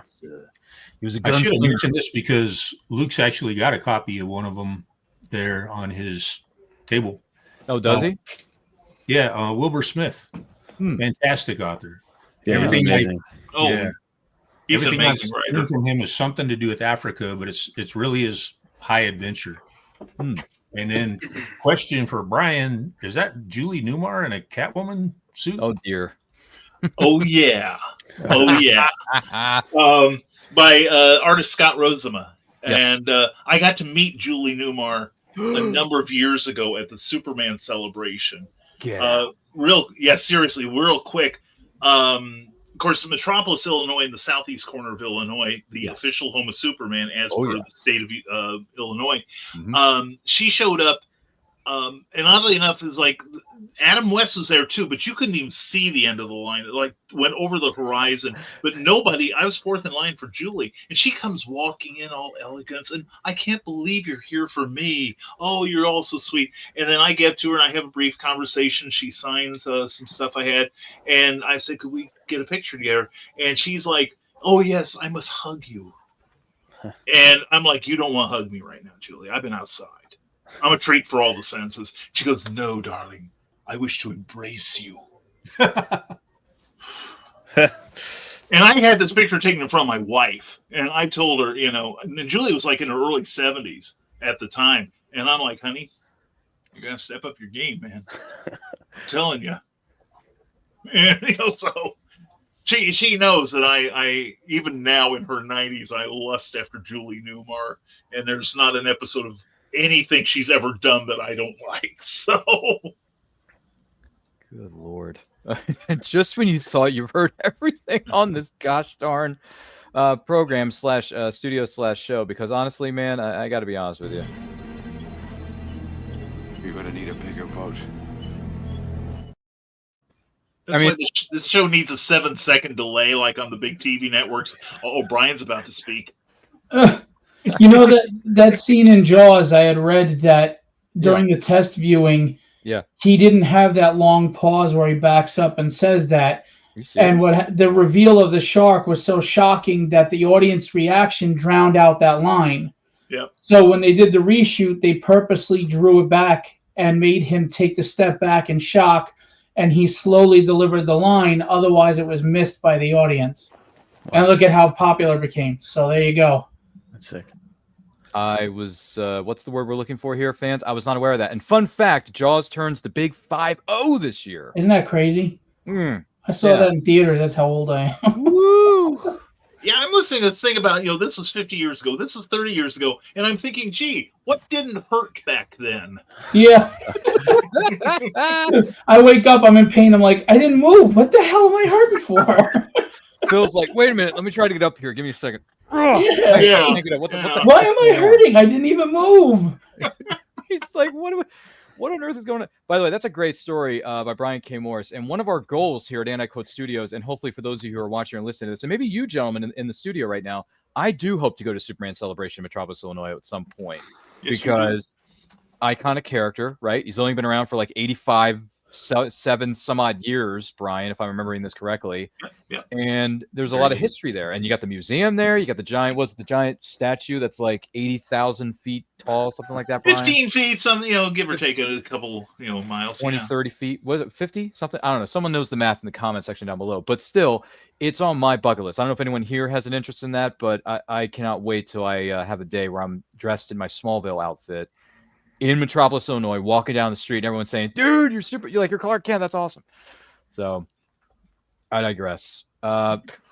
But yeah, I like crime fiction, Westerns, and a little bit of sci-fi. It depends on the sci-fi, though, because if it gets too convoluted, too many sci-fi terminologies, it's a little hard for me to follow. That's why I kind of prefer Westerns, because it's just gunslinging and to the point there, Luke. You know what I'm saying? Yeah, baby. And pretty soon, for those of you wondering, Luke, you're going to be on horseback. You're going to be shooting a sequence. I mean, are you going to be the next Indiana Jones or something here? No, I don't think so, but I slightly terrified with this because I've only ridden a horse when they like hold it for you and you're just, all right, baby doll, come on. And I'm on a horse when I was a kid, and now we're going to be shooting the Western on horses. So Casey, who's like directing it and stuff like that, putting it on, put us all on a call today and said that we got it. We're going to be at this horse farm, and we get a few times to practice this month, but I'm going to be on horseback for the short film. And I'm going to have to pull off looking like I'm not, just like terrified of getting bucked off this thing. So we'll see what happens. You got this, man. You're going to be fine. It's going to be great. The shots are going to turn out great. Like this. Everyone's got to feel Get one of these. So yeah, it'll be nice. Just make sure you got someone playing the Raiders March on the Bluetooth. That'll get me ready for it. When you're shooting the sequence. You see what I'm saying? Because I may help you when you're doing it. Just saying, let's see here. Let's see. Some people have chimed in here. What do we have here? I'm drawing while watching this program. Is that even allowed here? Yeah, Charles, you can draw while you're watching us. It's fine. I don't think it's a problem. I mean, if it's, just one of those things. Let's see. Raphael says, I agree with Phil on the hero characters. They say they are easy to write, but I think the anti-hero is what's easy to write. And the pure hero takes very much a lot of work to write. The true hero is a complicated character. Yeah. I agree with that. That's a good observation, actually. Because it's difficult to write a true hero, I think, at least as I see a true hero, and not make him sound like a Boy Scout. Right. Right. Got to give a little depth, a little vulnerability to him. That is kind of the aspirational hero archetype, though. Isn't it? Yeah. Oh, yeah. But it's also easy to write him where, all right, I'm just going to kill this threat and it's over, it's gone. But the guy that won't draw that line, now you're keeping the threat as to reintroduce itself. How do you nullify a threat without obliterating a threat? So there's and maintaining who they are as a person at their core. So I find Superman's strength is not in his power set. It's that who the hell could stop him from doing whatever he wanted? I mean, have you ever stood online behind someone who's dragging ass and you're just so frustrated you would like to just, oh, hell with this. Well, who's going to stop him if he says, oh, forget this, I'm just going to leave? Or abusing his x-ray vision, becoming a big perv, whatever. The point is, I feel targeted. Yeah. it's the greater strength is knowing that you don't have boundaries to have to uphold, but you do anyway. Because there's two people in this world. You either do right because of a conscience, or you do right because or you act according to if there's a consequence. And Superman isn't a man that's really going to face a consequence. So this is all based on conscience. This is him having this internal moral compass. And I would imagine that there's times where he's frustrated and he would love to break that cross that line, but you don't. And that's where the real strength in those characters is, to me. Beautiful. Well said. Yeah, definitely. Well, let me see here. Well said. And then Charles W. Morgan goes on to say, Westerns are so good, you can do so much. They're a lot of fun, my friend. They're a lot of fun. Raphael says, I completely agree. I've written a couple of Western-based short stories? That's cool. That's cool. Raphael says, meow, in regards to Brian K. Morris meeting Julian Newmar. Hmm. It's one of those things. Let's see. Grayson says, I thought I was a character. Whoo, boy, this panel is just, woo, too many characters. I don't remember watching that. Just saying. Raphael has a question for the field. I'm not sure if this is specifically for Phil or everyone in general, but he says, so did you guys get your books yesterday for Superman Day? Like comic books, any specials at your LCS or bookstores around the country there, Phil? Anybody want to answer that one? I don't really collect current books anymore. So, not me. Shame on you. No, I'm just kidding. It's fine. Anyone else do anything special for Superman Day yesterday? Anybody else? No, I didn't. I stayed home. My shop knows to put them back for me, so. All good. Just, well, Raphael had the question. I just thought I'd pose it to the field. Grayson says, when I was a kid, everyone said that Superman is nothing but a Boy Scout. Then Man of Steel 2013 came out, and everyone said he wasn't hopeful or even heroic enough, and then they wanted a Boy Scout instead. People keep flipping the switches and whatnot. And then Grayson says, it says a lot about how you perceive heroism. I don't think people know how to write Superman at this point. Yeah. Well, also, there's a generational turnover happening right now. And I think the new generations coming up, they will be much more appreciative of aspirational heroes. I agree. Than Generation X or the Boomers were. So I think I don't know if you guys have seen the trailer for the new one coming out, but from what I've seen so far, I do want to go. I might actually go pay for tickets and watch that one in the theater. Yeah, they might be returning him to that aspirational hero rather than trying to make him Batman with superpowers. Everything's cyclical, right? And I think we've had the boys for a while now, and again, those are interesting stories. I'm not saying there isn't a place for them. Of course there is. But when you saturate the market with the anti-hero, the angry Superman that's always drawn with the laser, the heat vision eyes ready and building up and he's scowling. I think after a while we've gone so far this way, it's time to course correct. And I think you're right. We're starting to course correct when it comes to certain ideological heroes. Yeah, and I still read Superman. I'm quite enjoying the current run on Superman. They've got some really decent writers on it right now, like Joshua Williamson and Mark Waid. Oh, yeah. But I had the privilege one time of talking to Elliot S. Magan, who was one of Superman's main writers in the 70s and 80s. And we had to talk about this. I asked him why people perceive him as a Boy Scout and why some people find it so challenging to write a genuinely great Superman story. And he said Superman's the easiest character in the world to write. He is a good man with the powers of a god. How do you handle problems when you can kill anyone you want and don't want to? There's an internal struggle there aside from the external struggle. And once he said that, it's like all the light bulbs started going off. I also think everybody comes from the angle that the only reason why he's moral is because of his parents' upbringing, which is obviously important. There's the nature versus the nurture struggle.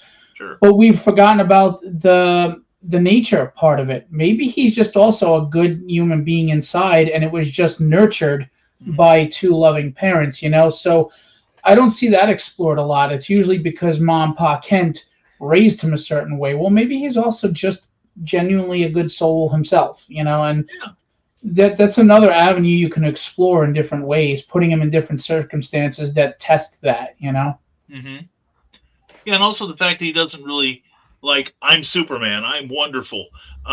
There is a trade paperback out right now. It's been out for a few years called Up in the Sky. And it's written by Tom King. It was a series of stories that appeared in some new comics that appeared in Walmart a number of years ago. And there's a sequence. The next to last chapter is my favorite Superman story ever, about an alien invasion of Earth that the whole series has been leading up to by distracting Superman off planet. And Superman not only has to fight off his version of that invasion, but the Justice League and everybody is trying to put up with the same thing on Earth. And Batman summed up Superman perfectly. We were in trouble. There's a sequence where, let me backtrack. Wonder Woman calls Batman and says, how come we won? we were getting our butts kicked by these alien robots. And Batman says, it was Clark. And she goes, how do you know? He goes, we were in trouble. And he's Superman. Nice. Yeah. Wow, I gotta tell you, this show talking about writing, the process of writing, the rewards, the challenges, the highs, the lows, the things we would give, or pieces of advice, I would say, to aspiring writers that there has been fantastical. Don't get me wrong. And then we segue into this because yesterday, on Friday, April the 18th of 2025, was in fact Superman Day, as a matter of fact. So I find that incredibly smart, incredibly great segue, because I want to bring up these comments here, and then I'm going to give our panelists just a little bit of a moment to drink some water, breathe for a little bit, because I want to share something with you who may be watching or listening to this right now, and then I'm going to turn things back over to the panel with our next question that is going to be up for grabs. But before I get to that, I want to say hi to everybody in the chat. Thank you for doing that. Let's see. Who was it? Raphael says, I agree that no one knows how to write the characters of Superman or even Batman anymore. Yeah, it's a bit of a challenge. And then he says, I love some of the things that you just said. Phil, Brian, everyone here. I love that. It's powerful. There you go. See, everybody's, it's like, they may not be here anymore. What is it called? Physically, but they got us in spirit. Siskel and Ebert, I think, are giving us 2 thumbs way, way up. Anybody remember Siskel and Ebert? Anybody? Okay, cool. Of course. Some of us do. Some of us may not. I mean, Luke, you're kind of young, so I don't know if you remember these fellows, but it's okay. We can educate you because that's what we're here for, brother. That's what we're here for. But in the meantime, this is the Writer Showcase on Code channel. Do not forget to like and share. If you if you have any questions for the panel, let us know in those comments in the chat rooms. And if you're joining us live on a replay, thank you so much for being here and welcome. Thank you for being a part of this process. Now, before I dive into the next question, I'm going to give our panelists a moment to breathe, take a drink of water, because I want to share something with you that actually segues into a bonus round / bonus question, bonus subject matter that I want to discuss here as we go throughout the Writer Showcase. So take a look at this. Who are you? A friend.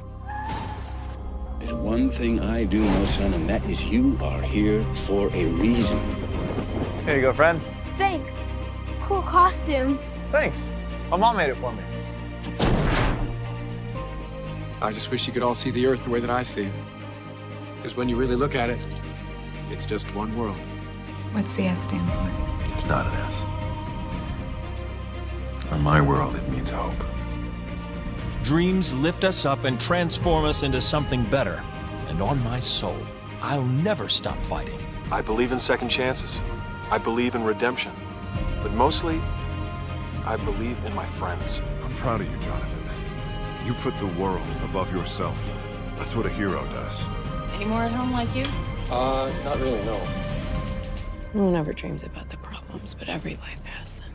Even the extraordinary ones. You will give the people of Earth an ideal to strive towards. They'll race behind you. They will stumble. They will fall. And in time, they will join you in the sun. He may have come from another world, but he will always belong to ours.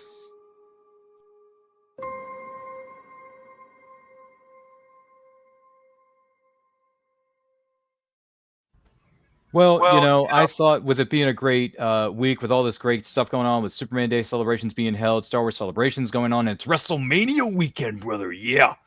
I thought we'd talk about the Man of Steel because it's related to storytelling, right? It's related to character development. It's related to some of the things we've talked about, some of the things we love doing, whether it's writing stories, coming up with characters, and all this other stuff.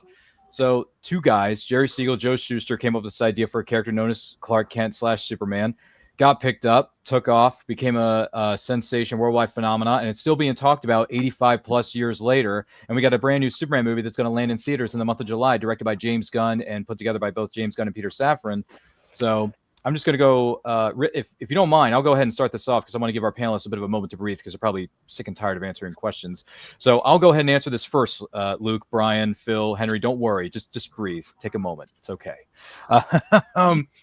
So when it comes to the character of Superman, the question to the field is, what are your favorite things about this character? What are your favorite moments or different, featuring this character throughout its different iterations over time? So for me, I mean, I like anyone. I grew up on the Christopher Reeve movies. I grew up watching Batman the Animated Series. I grew up watching Lois and Clark: The New Adventures of Superman with Dean Cain, Terry Hatcher. Terry Hatcher, you still look beautiful today, darling. All right, let me just point that out there. Hello, Terry. You know, and then years later, halfway through its run, I believe, if I'm not mistaken, Smallville was happening on WB/CW, and I caught an episode one night, and this was, you know, years into its run, ladies and gentlemen. This was during 2006, so this was halfway through season 5. An episode came on in the right place at the right time. I was going through a dark period in my life, and Smallville lifted me out of that darkness and got me through my grieving period. So my hat's off to Jerry Siegel, Joe Shuster, who created this iconic character that we're still talking about, okay? Still talking about all these years later. And my hats are off to everybody who's contributed to his legacy over the years and everybody on the TV series of Lois and Clark and Smallville. And yes, I know it was a divisive film at the time, and some people still think it's divisive, but I personally enjoyed Henry Cavill's iteration of Superman and Man of Steel. The shoehorn movies that he was thrown into, that's not his fault. That wasn't his problem. But Man of Steel as a standalone, I still like that movie even to this day. I don't care what anyone says. I freaking love it, and I think Henry Cavill is criminally underrated as Kal-El/Super Loop, but that's just my 2 cents. Those are some of my favorite moments or iterations of the character, and then what got me into comic books in the first place was, in fact, DC's Kingdom Come graphic novel by Mark freaking Waid and Alex, the cream of the crop, Alex Ross. So those are some of my favorite moments featuring the Man of Steel, with you know, it being Superman Day / weekend for us here in the world in the United States. So I'm just curious, Brian K. Morris, favorite moments featuring the Big Blue Boy Scout? Oh, well, I've got so many of them. I could take up like 4 or 5 different shows just listing all of them because I'm elderly, and I've been reading Superman since I was about 3 years old. In fact, I tell people Superman taught me to read, because my mother used comic books to teach me what words look like, and it awakened a lot of my imagination. Because you read a comic book where Superman creates a giant match to ignite a sun. I swear that's one of the old stories. Or the way he uses his powers in new creative ways. It's just that Superman seems to spark so much imagination because the bar is set so high for him, I think. Not just in powers, but in personality. There's just, I don't really have a moment, but except for the fact that I remember the exact moment I asked my mother to teach me to read when I was 3, and she wanted to use comics because I'd go into this little mom and pop store in the small community we lived in, and I would look at the pictures of Superman because he was running on TV at that time, the George Reeves series. And I didn't know what the words were, but I could still follow what was going on from the pictures. So it taught me a lot about visual storytelling as well that I learned to use later on as a writer, as an adult. So it's more or less about what the, I hate to not give you a moment here, but that stands out among the others, aside from the ones I mentioned earlier. But it's just the effect really that Superman's had on my own life. And in fact, it's tough to see, but you see the shirt I'm wearing. Mm-hmm. My wife made it for me because she knows I love Superman. Aww. And also, so yeah, I like Superman. I was going to say, in the words of Rex from Toy Story, whoa, with permanent ink too. Yeah. As they said in the original Toy Story, which, believe it or not, once again, that's a film that turns the big 3-0 this year, folks. Toy Story turns 30. I know. Look at us. We're all looking so young in this studio, guys. I cannot fathom how young we're getting by the minute, Phil, because he's counting on his watch. He's like, wait a minute, hold on. How young are we again? Oh, yeah, 25. But maybe I'm this amount of body pains old. That's how I register now. I don't even count years anymore. Is that what we're going with? All right, cool. I just want to make sure we were all paying attention, because Raphael says this is what the world needs right now is Superman. And then Brina Williamson, our good friend Brina's here. She says, "Hey, all, round 2 of the Writers Showcase is looking great." Well, guess what, Brina? Congratulations to you and the incredible team over there putting together the Marona Grant and the Lost Tomb of the Golgotha audio drama, because we did put the link to that Kickstarter in the comments, Brina. You're welcome. Raphael says Henry Cavill's iteration is a great Superman. I may not agree with the vision behind his Superman, but he is a great Superman, so I'll give him that. Awesome sauce, man. And then Grayson says, every single time, Ryan, you remind me of how old I am. Gosh. I'm sorry, Grayson. I'm just giving you the facts, man. Just the facts. Okay, just the facts, man. Just the facts. Phil, favorite moments featuring Superman. What do you got? Like Brian said, it's hard to say. I mean, I've been following so long. I mean, I liked Dan Jurgens' Superman stuff. I liked John Byrne's Man of Steel. I love Kingdom Come. I can't really pinpoint it to one thing, but any time that the story's focused on his humility and his honor, I enjoyed. As far as Man of Steel, first of all, one of my favorite lines in the movie is "You've got me, who's got you." That's just classic. As much as I love the Christopher Reeve Superman, I think he nailed the character absolutely. I don't think Man of Steel deserves the hate it gets from people. As much as I'm a classic Superman kind of guy, I thought Cavill did a great job. I didn't mind certain elements of Man of Steel. It was after Man of Steel where he didn't finally become fully what I wanted him to be that I had issue. Because Man of Steel, I think people take out of context. He was discovering who he was. He was figuring out who he was. So he didn't have all the answers yet. So I was okay with like when he gets mad at the truck driver who was a jackass and puts his truck up on the post and destroys it. Because that was him working through, I can annihilate this guy easily, but that would be wrong. So even though he still did something quote unquote wrong, he chose the lesser of two evils because he's growing, he's learning as well. So I was fine with that. We got the Superman fights we always wanted to see, and Cavill had that humility in him, and it was written in moments. So it was a little darker than I would have liked. People crapped on how his dad died through the tornado, but I think people didn't look into that the same way I did. Fathers sacrifice quietly for their children, right? I mean, and when we do it, we're strong. We do what we need to do. We protect, we serve. That's it. He was protecting his entire family because he was so deathly afraid of what the government and society would do if they found out what he could do and who he was. And his father would rather lay down his life and protect his wife and son than have that crap storm come about. So I was fine with that. I thought Man of Steel was a good movie. I enjoyed it. I felt the writing fell apart in the sense that they didn't progress him from that naive guy trying to find who he was with subsequent movies. At that point, he should have become the Superman that Christopher Reeves was later. And I think that would have made Man of Steel even better in people's eyes because then you would have understood the progression and what that was really trying to tell you. But overall, it's hard for me to say any specific Superman story, but Kingdom Come always stands out, like you said. I do like the Dan Jurgens stuff, and I do like John Byrne.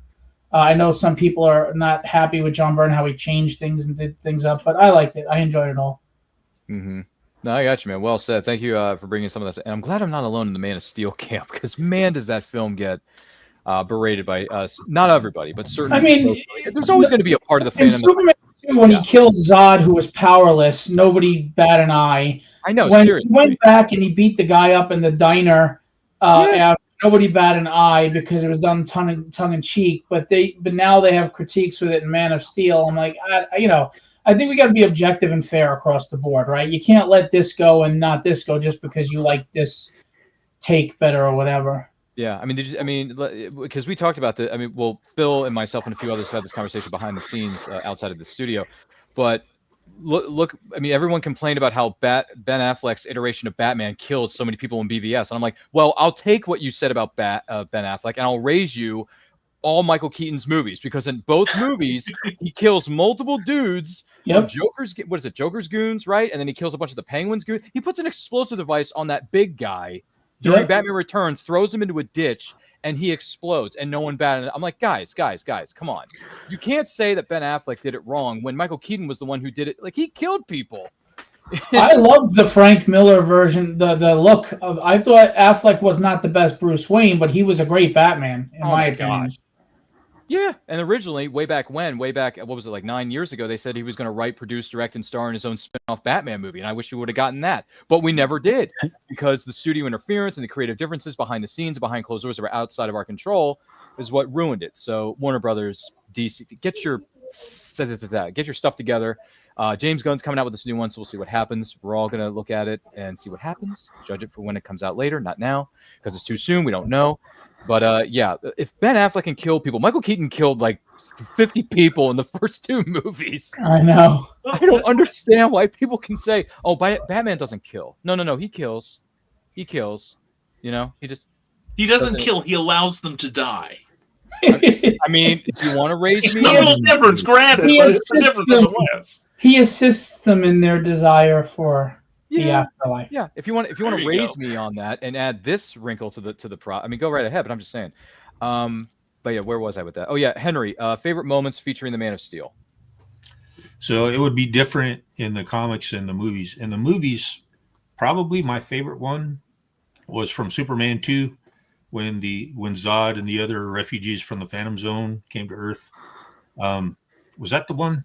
Well, he figured out some way to lose his powers so that him and Lois could be married. Yep. And so a big chunk of the second act is, there's all these problems, these dangers threatening the world, and where's Superman? And then that moment when he came back, when the unmasked man is back, it was quite an experience. I saw it as a very young boy, and I think Hollywood's been trying to recapture the emotion of that moment with most of the Superman movies they've made since then. It kind of gives him a redemption arc, which is with what y'all were saying earlier. I didn't chime in then, but it just reemphasized to me how, even though the character was created by a couple Jewish young men, it's a good metaphor for Christianity. How there's all this stuff that we could do in this world and get away with it because other people are getting away with it, but our faith gives us a moral compass to not do it and miss out on the alleged fun and so forth. In the comics, and by the way, Superman 2, I'm not defending the movie so much because it's full of plot holes and stuff, but that moment was really an experience for me as a boy, and one worth recapturing. And I know they're trying to do it. To the Henry Cavill controversy, if it is such, I think he did fine, but I mean, he had to play the part that they gave him, and they wanted him to be dark and brooding, so he did it. I would really like to see him portray Superman, done a different take on him. Excuse me. Anyway, in the comics, there was one story, and I used to have it. I don't know if it was one of the comics that got destroyed in the flood or what, but Superman visited this ancient civilization, and I can't remember if he got amnesia while he was there or what, but he was thought of as he became the savior of the civilization. They had this ancient, gigantic key, and it went back, thousands of years or however they marked time in that civilization, and it had been around forever. And it was so heavy that like no man could lift it. And anyway, so the civilization, thousands of years later, they have all this advanced technology, and there's this machine that they have to turn on to save the world. And it turns out that ancient key, for whatever reason, is what they need to turn it on. And only Superman can put it in there and unlock the computer, the machine, whatever it was, and put this thing in motion. And just something about that plot just really intrigued me. I think it was a very interesting idea that they did there.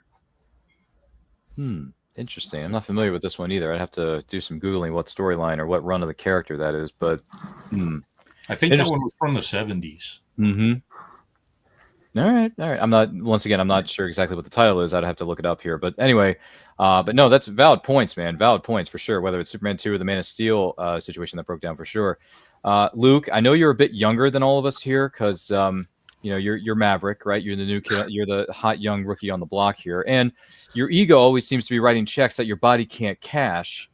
But in this case, I'm going to ask the question anyway. Luke, are you familiar with Clark Kent or Kal-El or Superman in any way, shape, or form? And if you are, do you have any favorite moments that stand out to you about the character?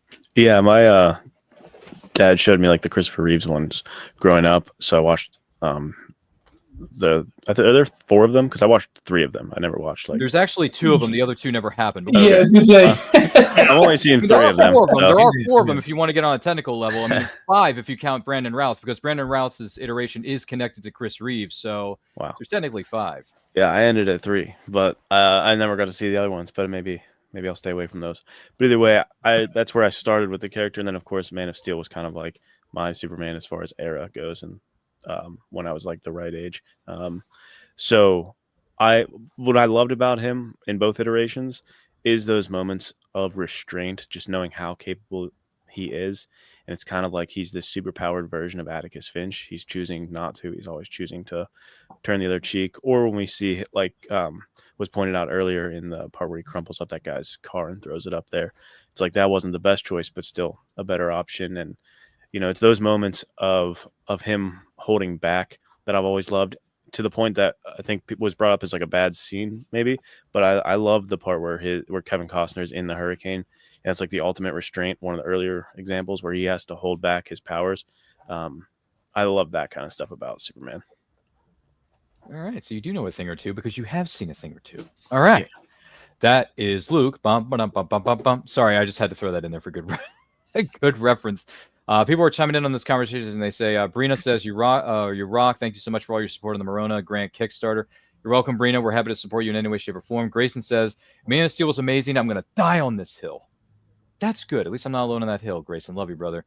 Raphael says, I like Ben Affleck's iteration of I'm Batman. I mean, that warehouse fight scene, man, that was some brutal stuff, okay? Arms were being broken, right, Phil? The ribs were being cracked. People were being thrown into the walls with batarangs and bat ropes, People forget that Batman is not like anti-violent. He'll snap bones and beat you up. He just won't kill you, but he'll make you want to die, I mean, you don't scare people and intimidate them by flicking them and saying, I'm not touching you. You got to break a few bones. And he's a vigilante. People forget that. Yeah. Or at least originally he was. Well, yeah. And he's not all there either. I mean, the man's got his own psychological trauma. He's got a few bats in the belfry, doesn't he, Yeah. Phil? I had low expectations for Ben Affleck, but honestly, and that's when I went to go see the day it came out, Batman versus Superman, Dawn of Justice. Yep. And actually, he did fine. I thought he did fine, both as Bruce and as Batman. Yeah, I actually went to a press screening of BVS. That was one of the first press screenings I ever went to as a critic for my college newspaper, ladies and gentlemen. Nice. And boy, let me tell you something. This is a true story, and you're gonna love to hear this comment section. I was the only person in the theater who got teary-eyed at the death scene at the end. I was the only one who got teary-eyed. After Doomsday puts a little thing through some dude's heart. Yeah, I was the only one in the entire theater that got emotional because I love that character so much, and for them to show that in that movie, I'm like, oh my gosh, like they went, hardcore. I'm almost there with you, because at the end, Wonder Woman said something very profound there at the end. There's a lot. There's so many good. There are a few really good lines and good moments in that movie that belonged in a better movie, probably. Like, do you bleed? You will. Yeah. But at the end, Wonder Woman said. So Bruce made some comment about the big show going on in Metropolis with the parade and everything for his funeral when the real body was there in Smallville, and then Diana says they don't know how to honor him except as a soldier, and I don't know why that really strikes me, but I thought that was a really good line, a really good solid line, and kudos to the screenwriter for putting that in there. That's a good point. Phil, now, were you trying to express something earlier? Yeah, people are gonna get mad at me. Oh, boy. I'm not for this. I like Snyder, the director. I do. He's done a lot of good stuff. Yeah. I thought it was a great, faithful adaptation. The ending was actually better than the Alan Moore ending to me. I'm sorry, but Tentacle Alien just kind of didn't make sense.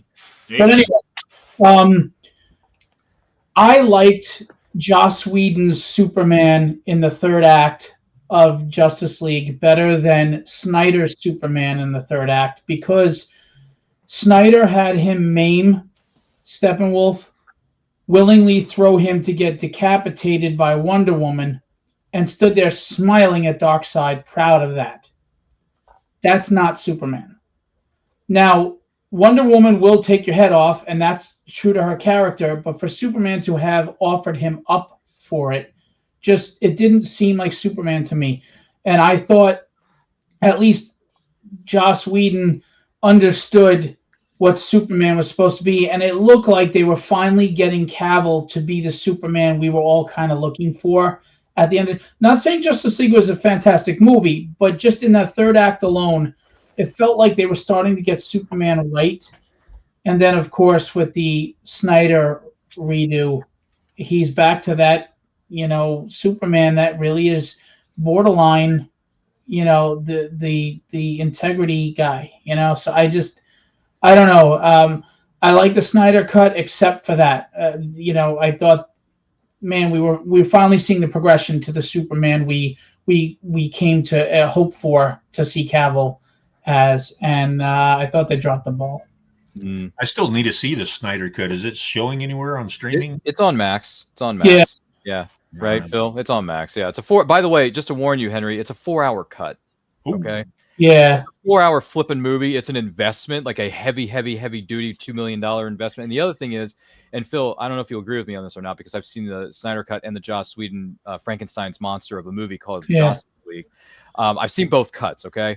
Zack Snyder's is definitely better than Joss, but here's my problem with Zack Snyder's cut. Too much slow-mo. Half the movie is slow-mo shots, Phil. And I'm thinking to myself, that's his 2 style. hours of this movie is slow-mo. Come but on. that's his style, just like lens flares are. What's his name? Style who did J.J. Abrams.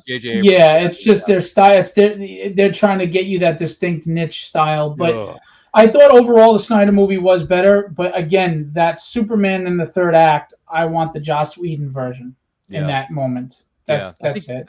Doesn't he say I may be a believer in truth, and but I also believe in justice, like right before he punches Darkseid, or not Darkseid, Steppenwolf? Yeah. Yeah, that was smart. That was nice. And then obviously I thought Jeremy Irons was a solid Alfred. I thought he was great. Personally. But yeah, so there's your 2 cents on good Lord. So many different iterations. Someone also said, Raphael says, I think it's a better Batman with Ben Affleck than Dark Knight Batman. That little wuss. Wow. Okay. Shots fired there, Raphael. Shots fired at Christian Bale. Where were the other drugs going? Luke, do I look like a cop? It's just, come on. Oh, goodness gracious. Speaking of which, Batman Begins turns the big 2-0 this year, guys. 2-0 for Batman Begins. Goodness Lord, are we getting too young for this business, Brian? Yeah, Brian's thinking to himself, why do I ever subject myself to Ryan's fun facts of this studio? I honestly don't know why. But Brina Williamson says, I feel like there's always a lot more criticism of anything coming out that's new. Older films and books always have the benefit of nostalgia. It's true.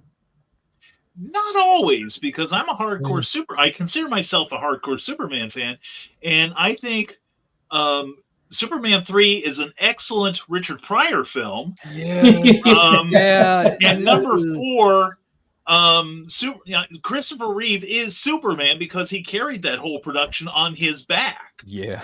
He was ill-served by his writers. So, and the studio was slashing the budget in half.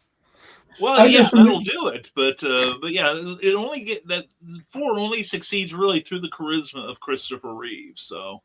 By the way, I remember being scared half to death as a kid in Superman 3 when that woman gets pulled in by the computer and it turns her into a robot. Yes. That scared the living hell out of me. Imagine if the special effects had been good. Right? Oh, God. Are we really going to go that route? Gee whiz, Brian. Hard take from Brian. Cute Munchkin alert on camera 5. Anyway. Thanks, guys. Sorry, that's my just turned 13-year-old yesterday, and I turned 11 last month. So hey, they are my inspiration to be better. There you go. Good to see you, Munchkins. Sorry, that's one of the words I use when I see children. That goes back to the 1990s, early 90s. I'm sorry, but when I was in Sunday school, they called us Munchkins. Phil, that's what they called us when I was in Sunday school. That's what they called little kids. They called us either little ones. They called us Munchkins. They called us, hey, sport, what are you doing over there? You know what I mean? Like they would call us those kinds of names. So, yeah, when I was growing up, they just called us for dinner, and otherwise they didn't give a crap. They didn't give a crap? Okay, well, I was called a munchkin when I was younger. And the funny thing is that when I was a kid and we were in Sunday school, they would always feed us Ritz crackers. Okay? Ritz crackers were awesome. And I still think they're good to this day. Anyone else still eat Ritz crackers around here? Because I think they're cool. We have them. Yeah, you got them. See, Phil's got them. Brian K. Morris has some in the pantry lying around somewhere. I don't know. Let us know if you have any favorite snacks from Sunday school, because we had Ritz crackers all the time, man. I'm telling you. Either that or what was the other one we had? Ritz Bits, those sandwich cookie, the sandwich. Yeah, those are good. I had the peanut butter kind. I wasn't big on the Mhm. cheese kind. So, anyone else like peanut butter? I think peanut butter is good. I don't know. Who knows? Grayson says that Robot Woman in Superman 3 scared the childhood innocence out of me. I haven't felt safe since those events occurred. Yeah, I couldn't make it past the opening credits, Phil, of Superman 3. I couldn't even make it past the opening credits. I can't do it anymore. I can't watch it. I can still watch Superman 4 because I remember watching it as a kid on VHS, and I still have a bit of a soft spot for it. So, plus seeing a young, beautiful, up-and-coming Mariel Hemingway. Yeah, but anything that said Golden Globus before it was always like red flag. Yeah. Well, it was like low budget. You might as well have said Trauma. Well, you temper your expectations. Really. Let's face it, because if anyone knows the studio history of Canon Films, anything released by Canon wasn't exactly the highest of budgets. So, anybody remember Chuck Norris movies like the Delta Squad? I mean, goodness Lord, man. My brothers told me that film was great, and I sat down and watched it one day a couple months or a year ago, Phil, and I said to myself, "This is garbage. What the heck is this?" Wrong. It's the best. Hey, Luke, I respect Chuck Norris. All Canon and Chuck Norris movies are the best. See, the thing is, I think with the Chuck Norris and the karate and everything, I think you could pull it off with the low budget. The cheesy factor was enjoyable, but when you're trying to do something that requires a higher budget like Superman, it just falls short. But I did like the Chuck Norris movies. What was the one where he's the killer in the theater, the serial killer in the big? Oh, there was one with a serial killer, and there was one where the big bad guy in the movie theater. That wasn't Invasion. Was that Invasion USA or no? No, they were actually scary for a little. Yeah, this was like an intense movie. I know what you're talking about. I can't remember the title, but it's a good, intense one. I mean, my favorite, but to be perfectly honest with you, when it comes to karate, Chuck Norris is my favorite karate movie featuring Chuck Norris is Sidekicks, because he basically plays himself. Yeah, that's he shows up in the third act. And by the way, for those of you wondering, Sidekicks is literally a Karate Kid ripoff, but I don't care. Because it's one of my favorite movies. It's free on YouTube. You know, right now you can watch it. Luke, I encourage you to go back and watch that movie if you haven't seen Sidekicks. I've seen it. Okay? It's amazing. Yeah. Oh, you have seen it? Okay, so you know where I'm going with this. So Sidekicks is cool, right? Because he shows up at the end, lays the smackdown on Joe Piscopo's candy ass, you know. And by the way, Jonathan Brandis is in it, and I miss Jonathan Brandis because unfortunately he's no longer with us. And he was also in a first season of a really good show called Sequest DSV with Roy Scheider. Anybody remember Sequest DSV? Mm-hmm. Yeah. Yes. A friend got me into that. Haydock. Well, he got me. My friend in Virginia got me into it a couple years ago. She's like, "You got to see the show, Sequest DSV. It's really good. Don't watch season 2 and 3, but watch the first season." And I said, "Cool." I got the first DVD set, Brian, for like $5, $6, $7. I guarantee you. And I watched it, and I thought that's really good story. That's a fun sci-fi It's basically Star Trek underwater. It literally is. Mm-hmm. But it works so effectively, Brian. Yes, it does. Yeah, and I agree. I got in on. I think there was something opposite at the time that I wanted to watch more, and I did catch some of season 1 on the reruns, but then I got into like season 2, and it's the sort of thing that the ACLU won't let you play in jail to elicit confessions, if you know what I mean. It's pretty dreadful stuff, and I didn't even make it to season 3, but I've heard enough horror stories that I'm willing to learn from other people's mistakes. Yeah, there's that too. And then Chuck Norris realistic movies. The one I like the most is The Hitman. Nice. Yeah. Do you remember that one, Luke? Have you seen The Hitman? I think so. Silent Rage is the one we were talking about, I think. Oh, is that what it's called? That's it. I had to look it up, but Hitman, what's the plot? Because it's similar with Louis L'Amour. He's a cop who fakes his death, and then he ends up working for the mob that, you know, was a rival to the other mob that killed him, and he becomes their hitman. Oh, I don't think so. I've seen Code of Silence, which I thought is where you were going with that, but no. The Hitman's really good though. Okay, Someone ripped it and posted it on YouTube for free, so you can watch it for free later tonight if you want. Perfect. And the other one was Hero and the Terror. Oh, Hero and the Terror. Those were the two. Yeah. Silent Firewalker Rage was my favorite. Which one was it, Henry? Firewalker. Oh, I love Louis Firewalker. Gossett Jr. Is a comedy, action comedy. I never heard of this. Do we know where this is streaming, Luke? Is this on? It probably is on YouTube. It's probably on YouTube or Tubi. It's like kind of got Indiana Jones vibes too. He's wearing the khaki shirt, doing an adventure thing. It's really good. Yeah, that's a great call, Henry. Is it better than the iteration we got of King Solomon's Mines?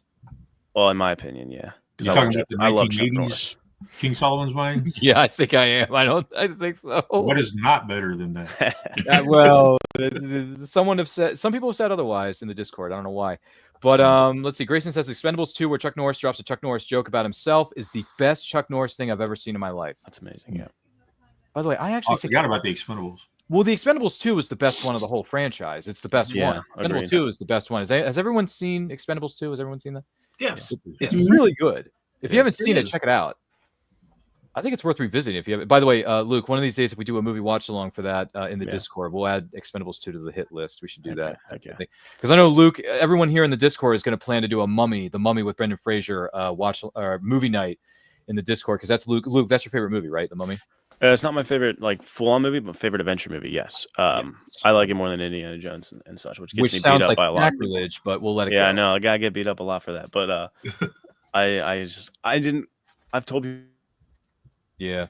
Years ago, I didn't know I didn't know that, but I watched Mummy as a kid, so I nostalgia factor. I like that one more. Fair enough. We're going to do a watch along of that at some point or another. But for those of you who are wondering, we do have plans for a lot of watch alongs later this year on Anti-Quote channel. So check out the programming. It's listed on our YouTube channel, social medias. And for those of you, anyone here on this panel, if anyone that we know of is watching, we do have 2 open seats for next Friday, April the 25th at 7 p.m. EST for the 45th anniversary watch along of Superman 2. So if anyone's interested in filling those 2 hot seats, and they may be sitting on this panel, maybe not sitting on this panel, let me know. Just let me know. We'll save you a seat at the table. Because watch-alongs are a lot of fun. And if you like movies and you like movies that turn a certain age, hey, guess what? We got one for Superman 2 next week. We got ones for Batman Forever, Batman Begins. We got ones for Back to the Future Parts 1 and 3 later this year. I know, we're getting old for this, guys. Jaws turns 50, right? Because when you yell Barracuda, everyone says, huh? What? You yell shark, and we got a panic on our hands on the 4th of July. There you go. There's your promo. You're welcome. Brina says, yes, we need to do a Mummy movie night soon, folks. Yeah, it's going to happen in the Discord, folks. Stay tuned. With that being said, I want to take this opportunity to say thank you for everyone and you who may be watching or listening to this for being a part of this great episode of the Writer Showcase. Thank you to all the panelists for being here. We cannot have done this without you. What a great conversation about writing stories, putting together characters, putting together ideas for stories, and some of the things we love about certain characters, specifically the Man of Steel himself, Superman, because he just happened to have a Superman Day that was yesterday, and I didn't want to miss out. I wanted to honor the big blue Boy Scout and ask the panel if they have any thoughts and feelings about it, which clearly they did, because we had some good takes, hot takes, medium takes, small fries, extra onion rings, and all kinds of stuff in between. So not that there's anything wrong with that. I just want to let you know there's nothing wrong with sharing an opinion, all right? We're all here to have fun. But thank you for being a part of this. So, Luke, if someone wants to know more about you, where can they follow you on social media, my good man? So on Instagram is where I'm most active, and that's at @LS_author.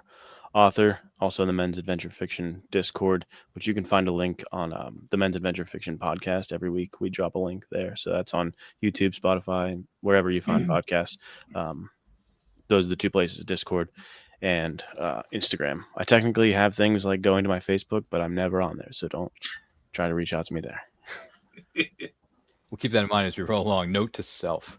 Thank you, sir, for being with us. Henry, my good man, if someone wants to follow you and check out some of the things you got going on, where can they follow you? Well, I need more. I need to add to my 2.5 million readers before I get more social media contacts. So Amazon, type in, go to the Kindle or the books section and type in Virtual Pulp. Everywhere, as far as social media, my handle everywhere is Machine Trooper. So that's for Gab, that's for Twitter, that's for Substack, and I spend most of my time on Substack, which is not a lot because I'm pretty busy, but that's where you'll get a sample of my writing for free there and so forth. Sounds great. Thank you so much, Henry, for being here. I do appreciate you being a part of this show, man. So thanks for having me. Yeah, we look forward to having you back here real soon. Appreciate it, man. Phil, the man, the myth, the legend, Phil Russert. With my 2.5 people following me. Yes. Exactly. Yeah. I won't explain that half, just so you know. Exactly. You got Raphael, you got Charles Morgan, you got DM Ray, and a few other people who may or may not be following you. I don't know. But Phil, with all due respect, good sir, I want to thank you for being a part of this process, to be a part of this show. Thank you for having me. If someone wants to know more about you and the great things you got going on over there at Philbo Publishing, where can they follow you?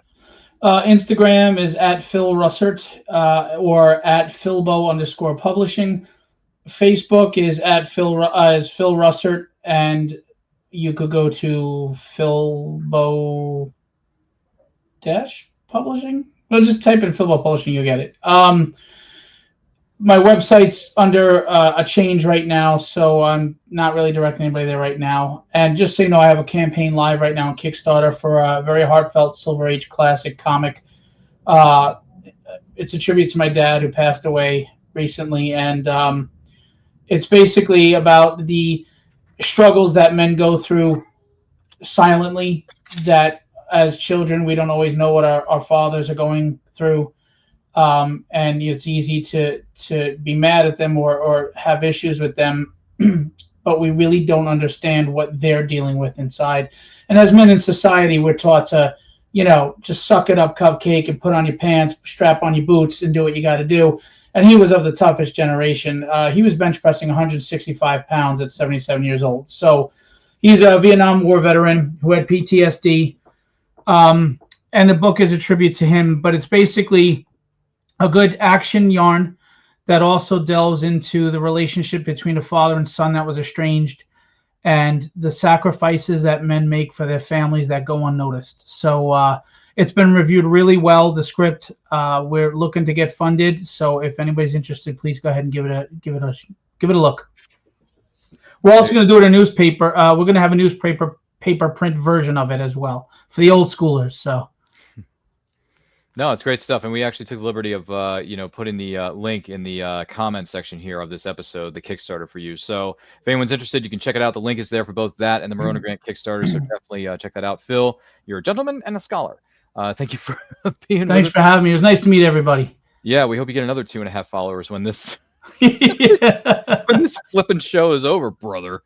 For sure, but I am going to talk to you here momentarily. Brian K. Morris, who's been around for more than 650 years. He's going on 900 years old like Yoda is in the Star Wars series, which is having Star Wars Celebration being held right now overseas in Japan. Yes. For 2025's iteration of it. So I'm just curious, Brian K. Morris, if someone wants to know more about you, purchase copies of your books, your stories, your wise words of wisdom, where can they follow you? Well, thank you. First of all, thank you for having me on tonight, and thank you to the panel for being so very entertaining. It's good to be with you. But if you want to follow me, you go to risingtide.pub, as it says in the caption there. We're retooling our website a little bit because we're going to open a store there where you can get personally autographed books directly from me.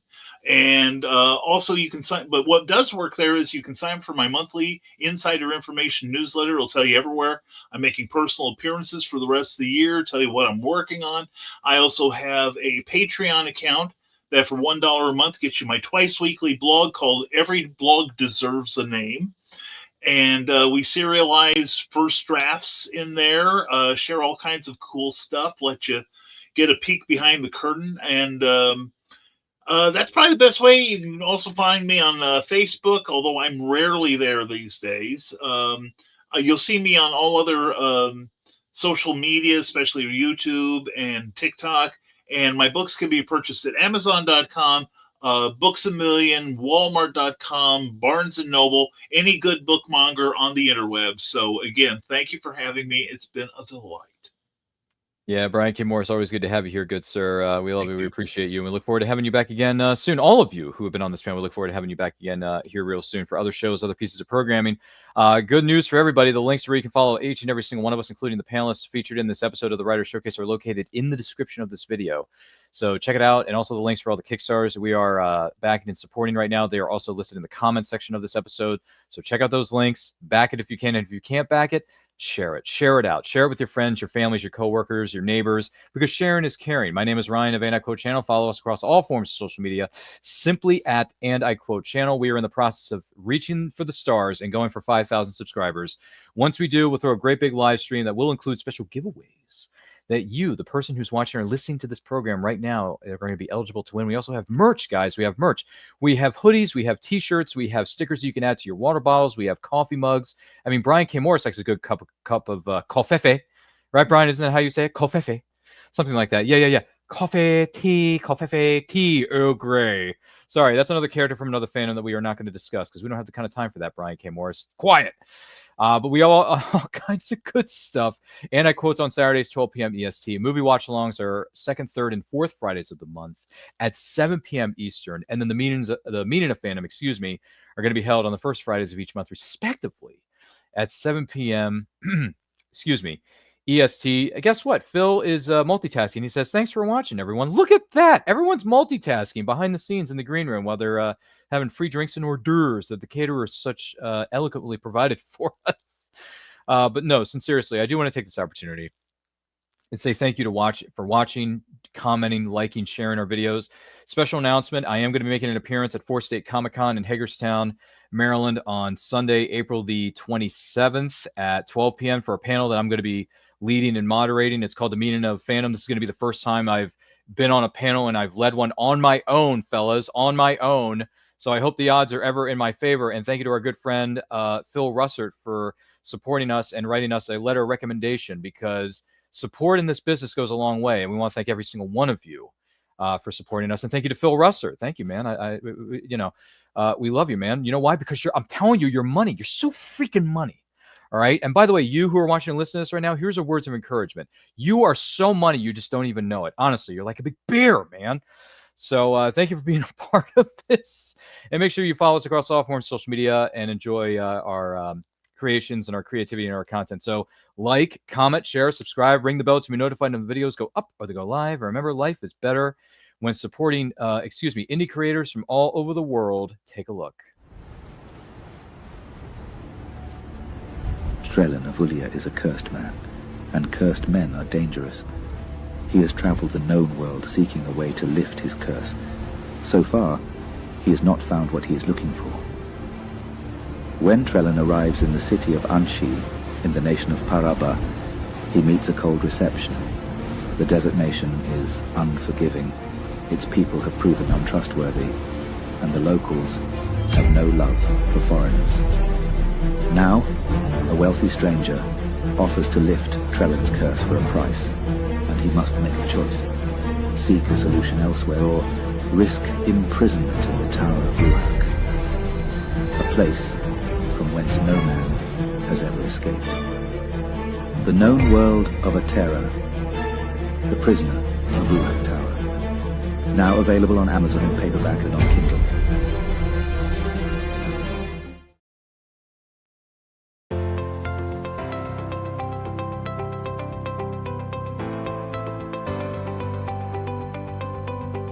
You've worked hard and written a great book.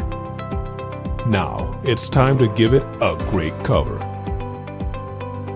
If you're an indie author or small press publisher, Plasmafire Graphics is your source for affordable cover illustration and graphic design.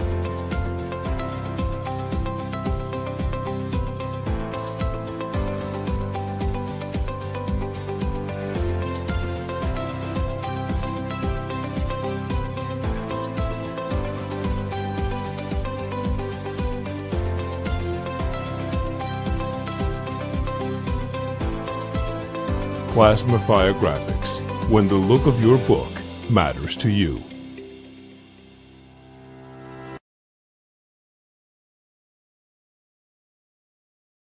All right, I'm a little tired, I'm a little wired, and I think I deserve a little appreciation.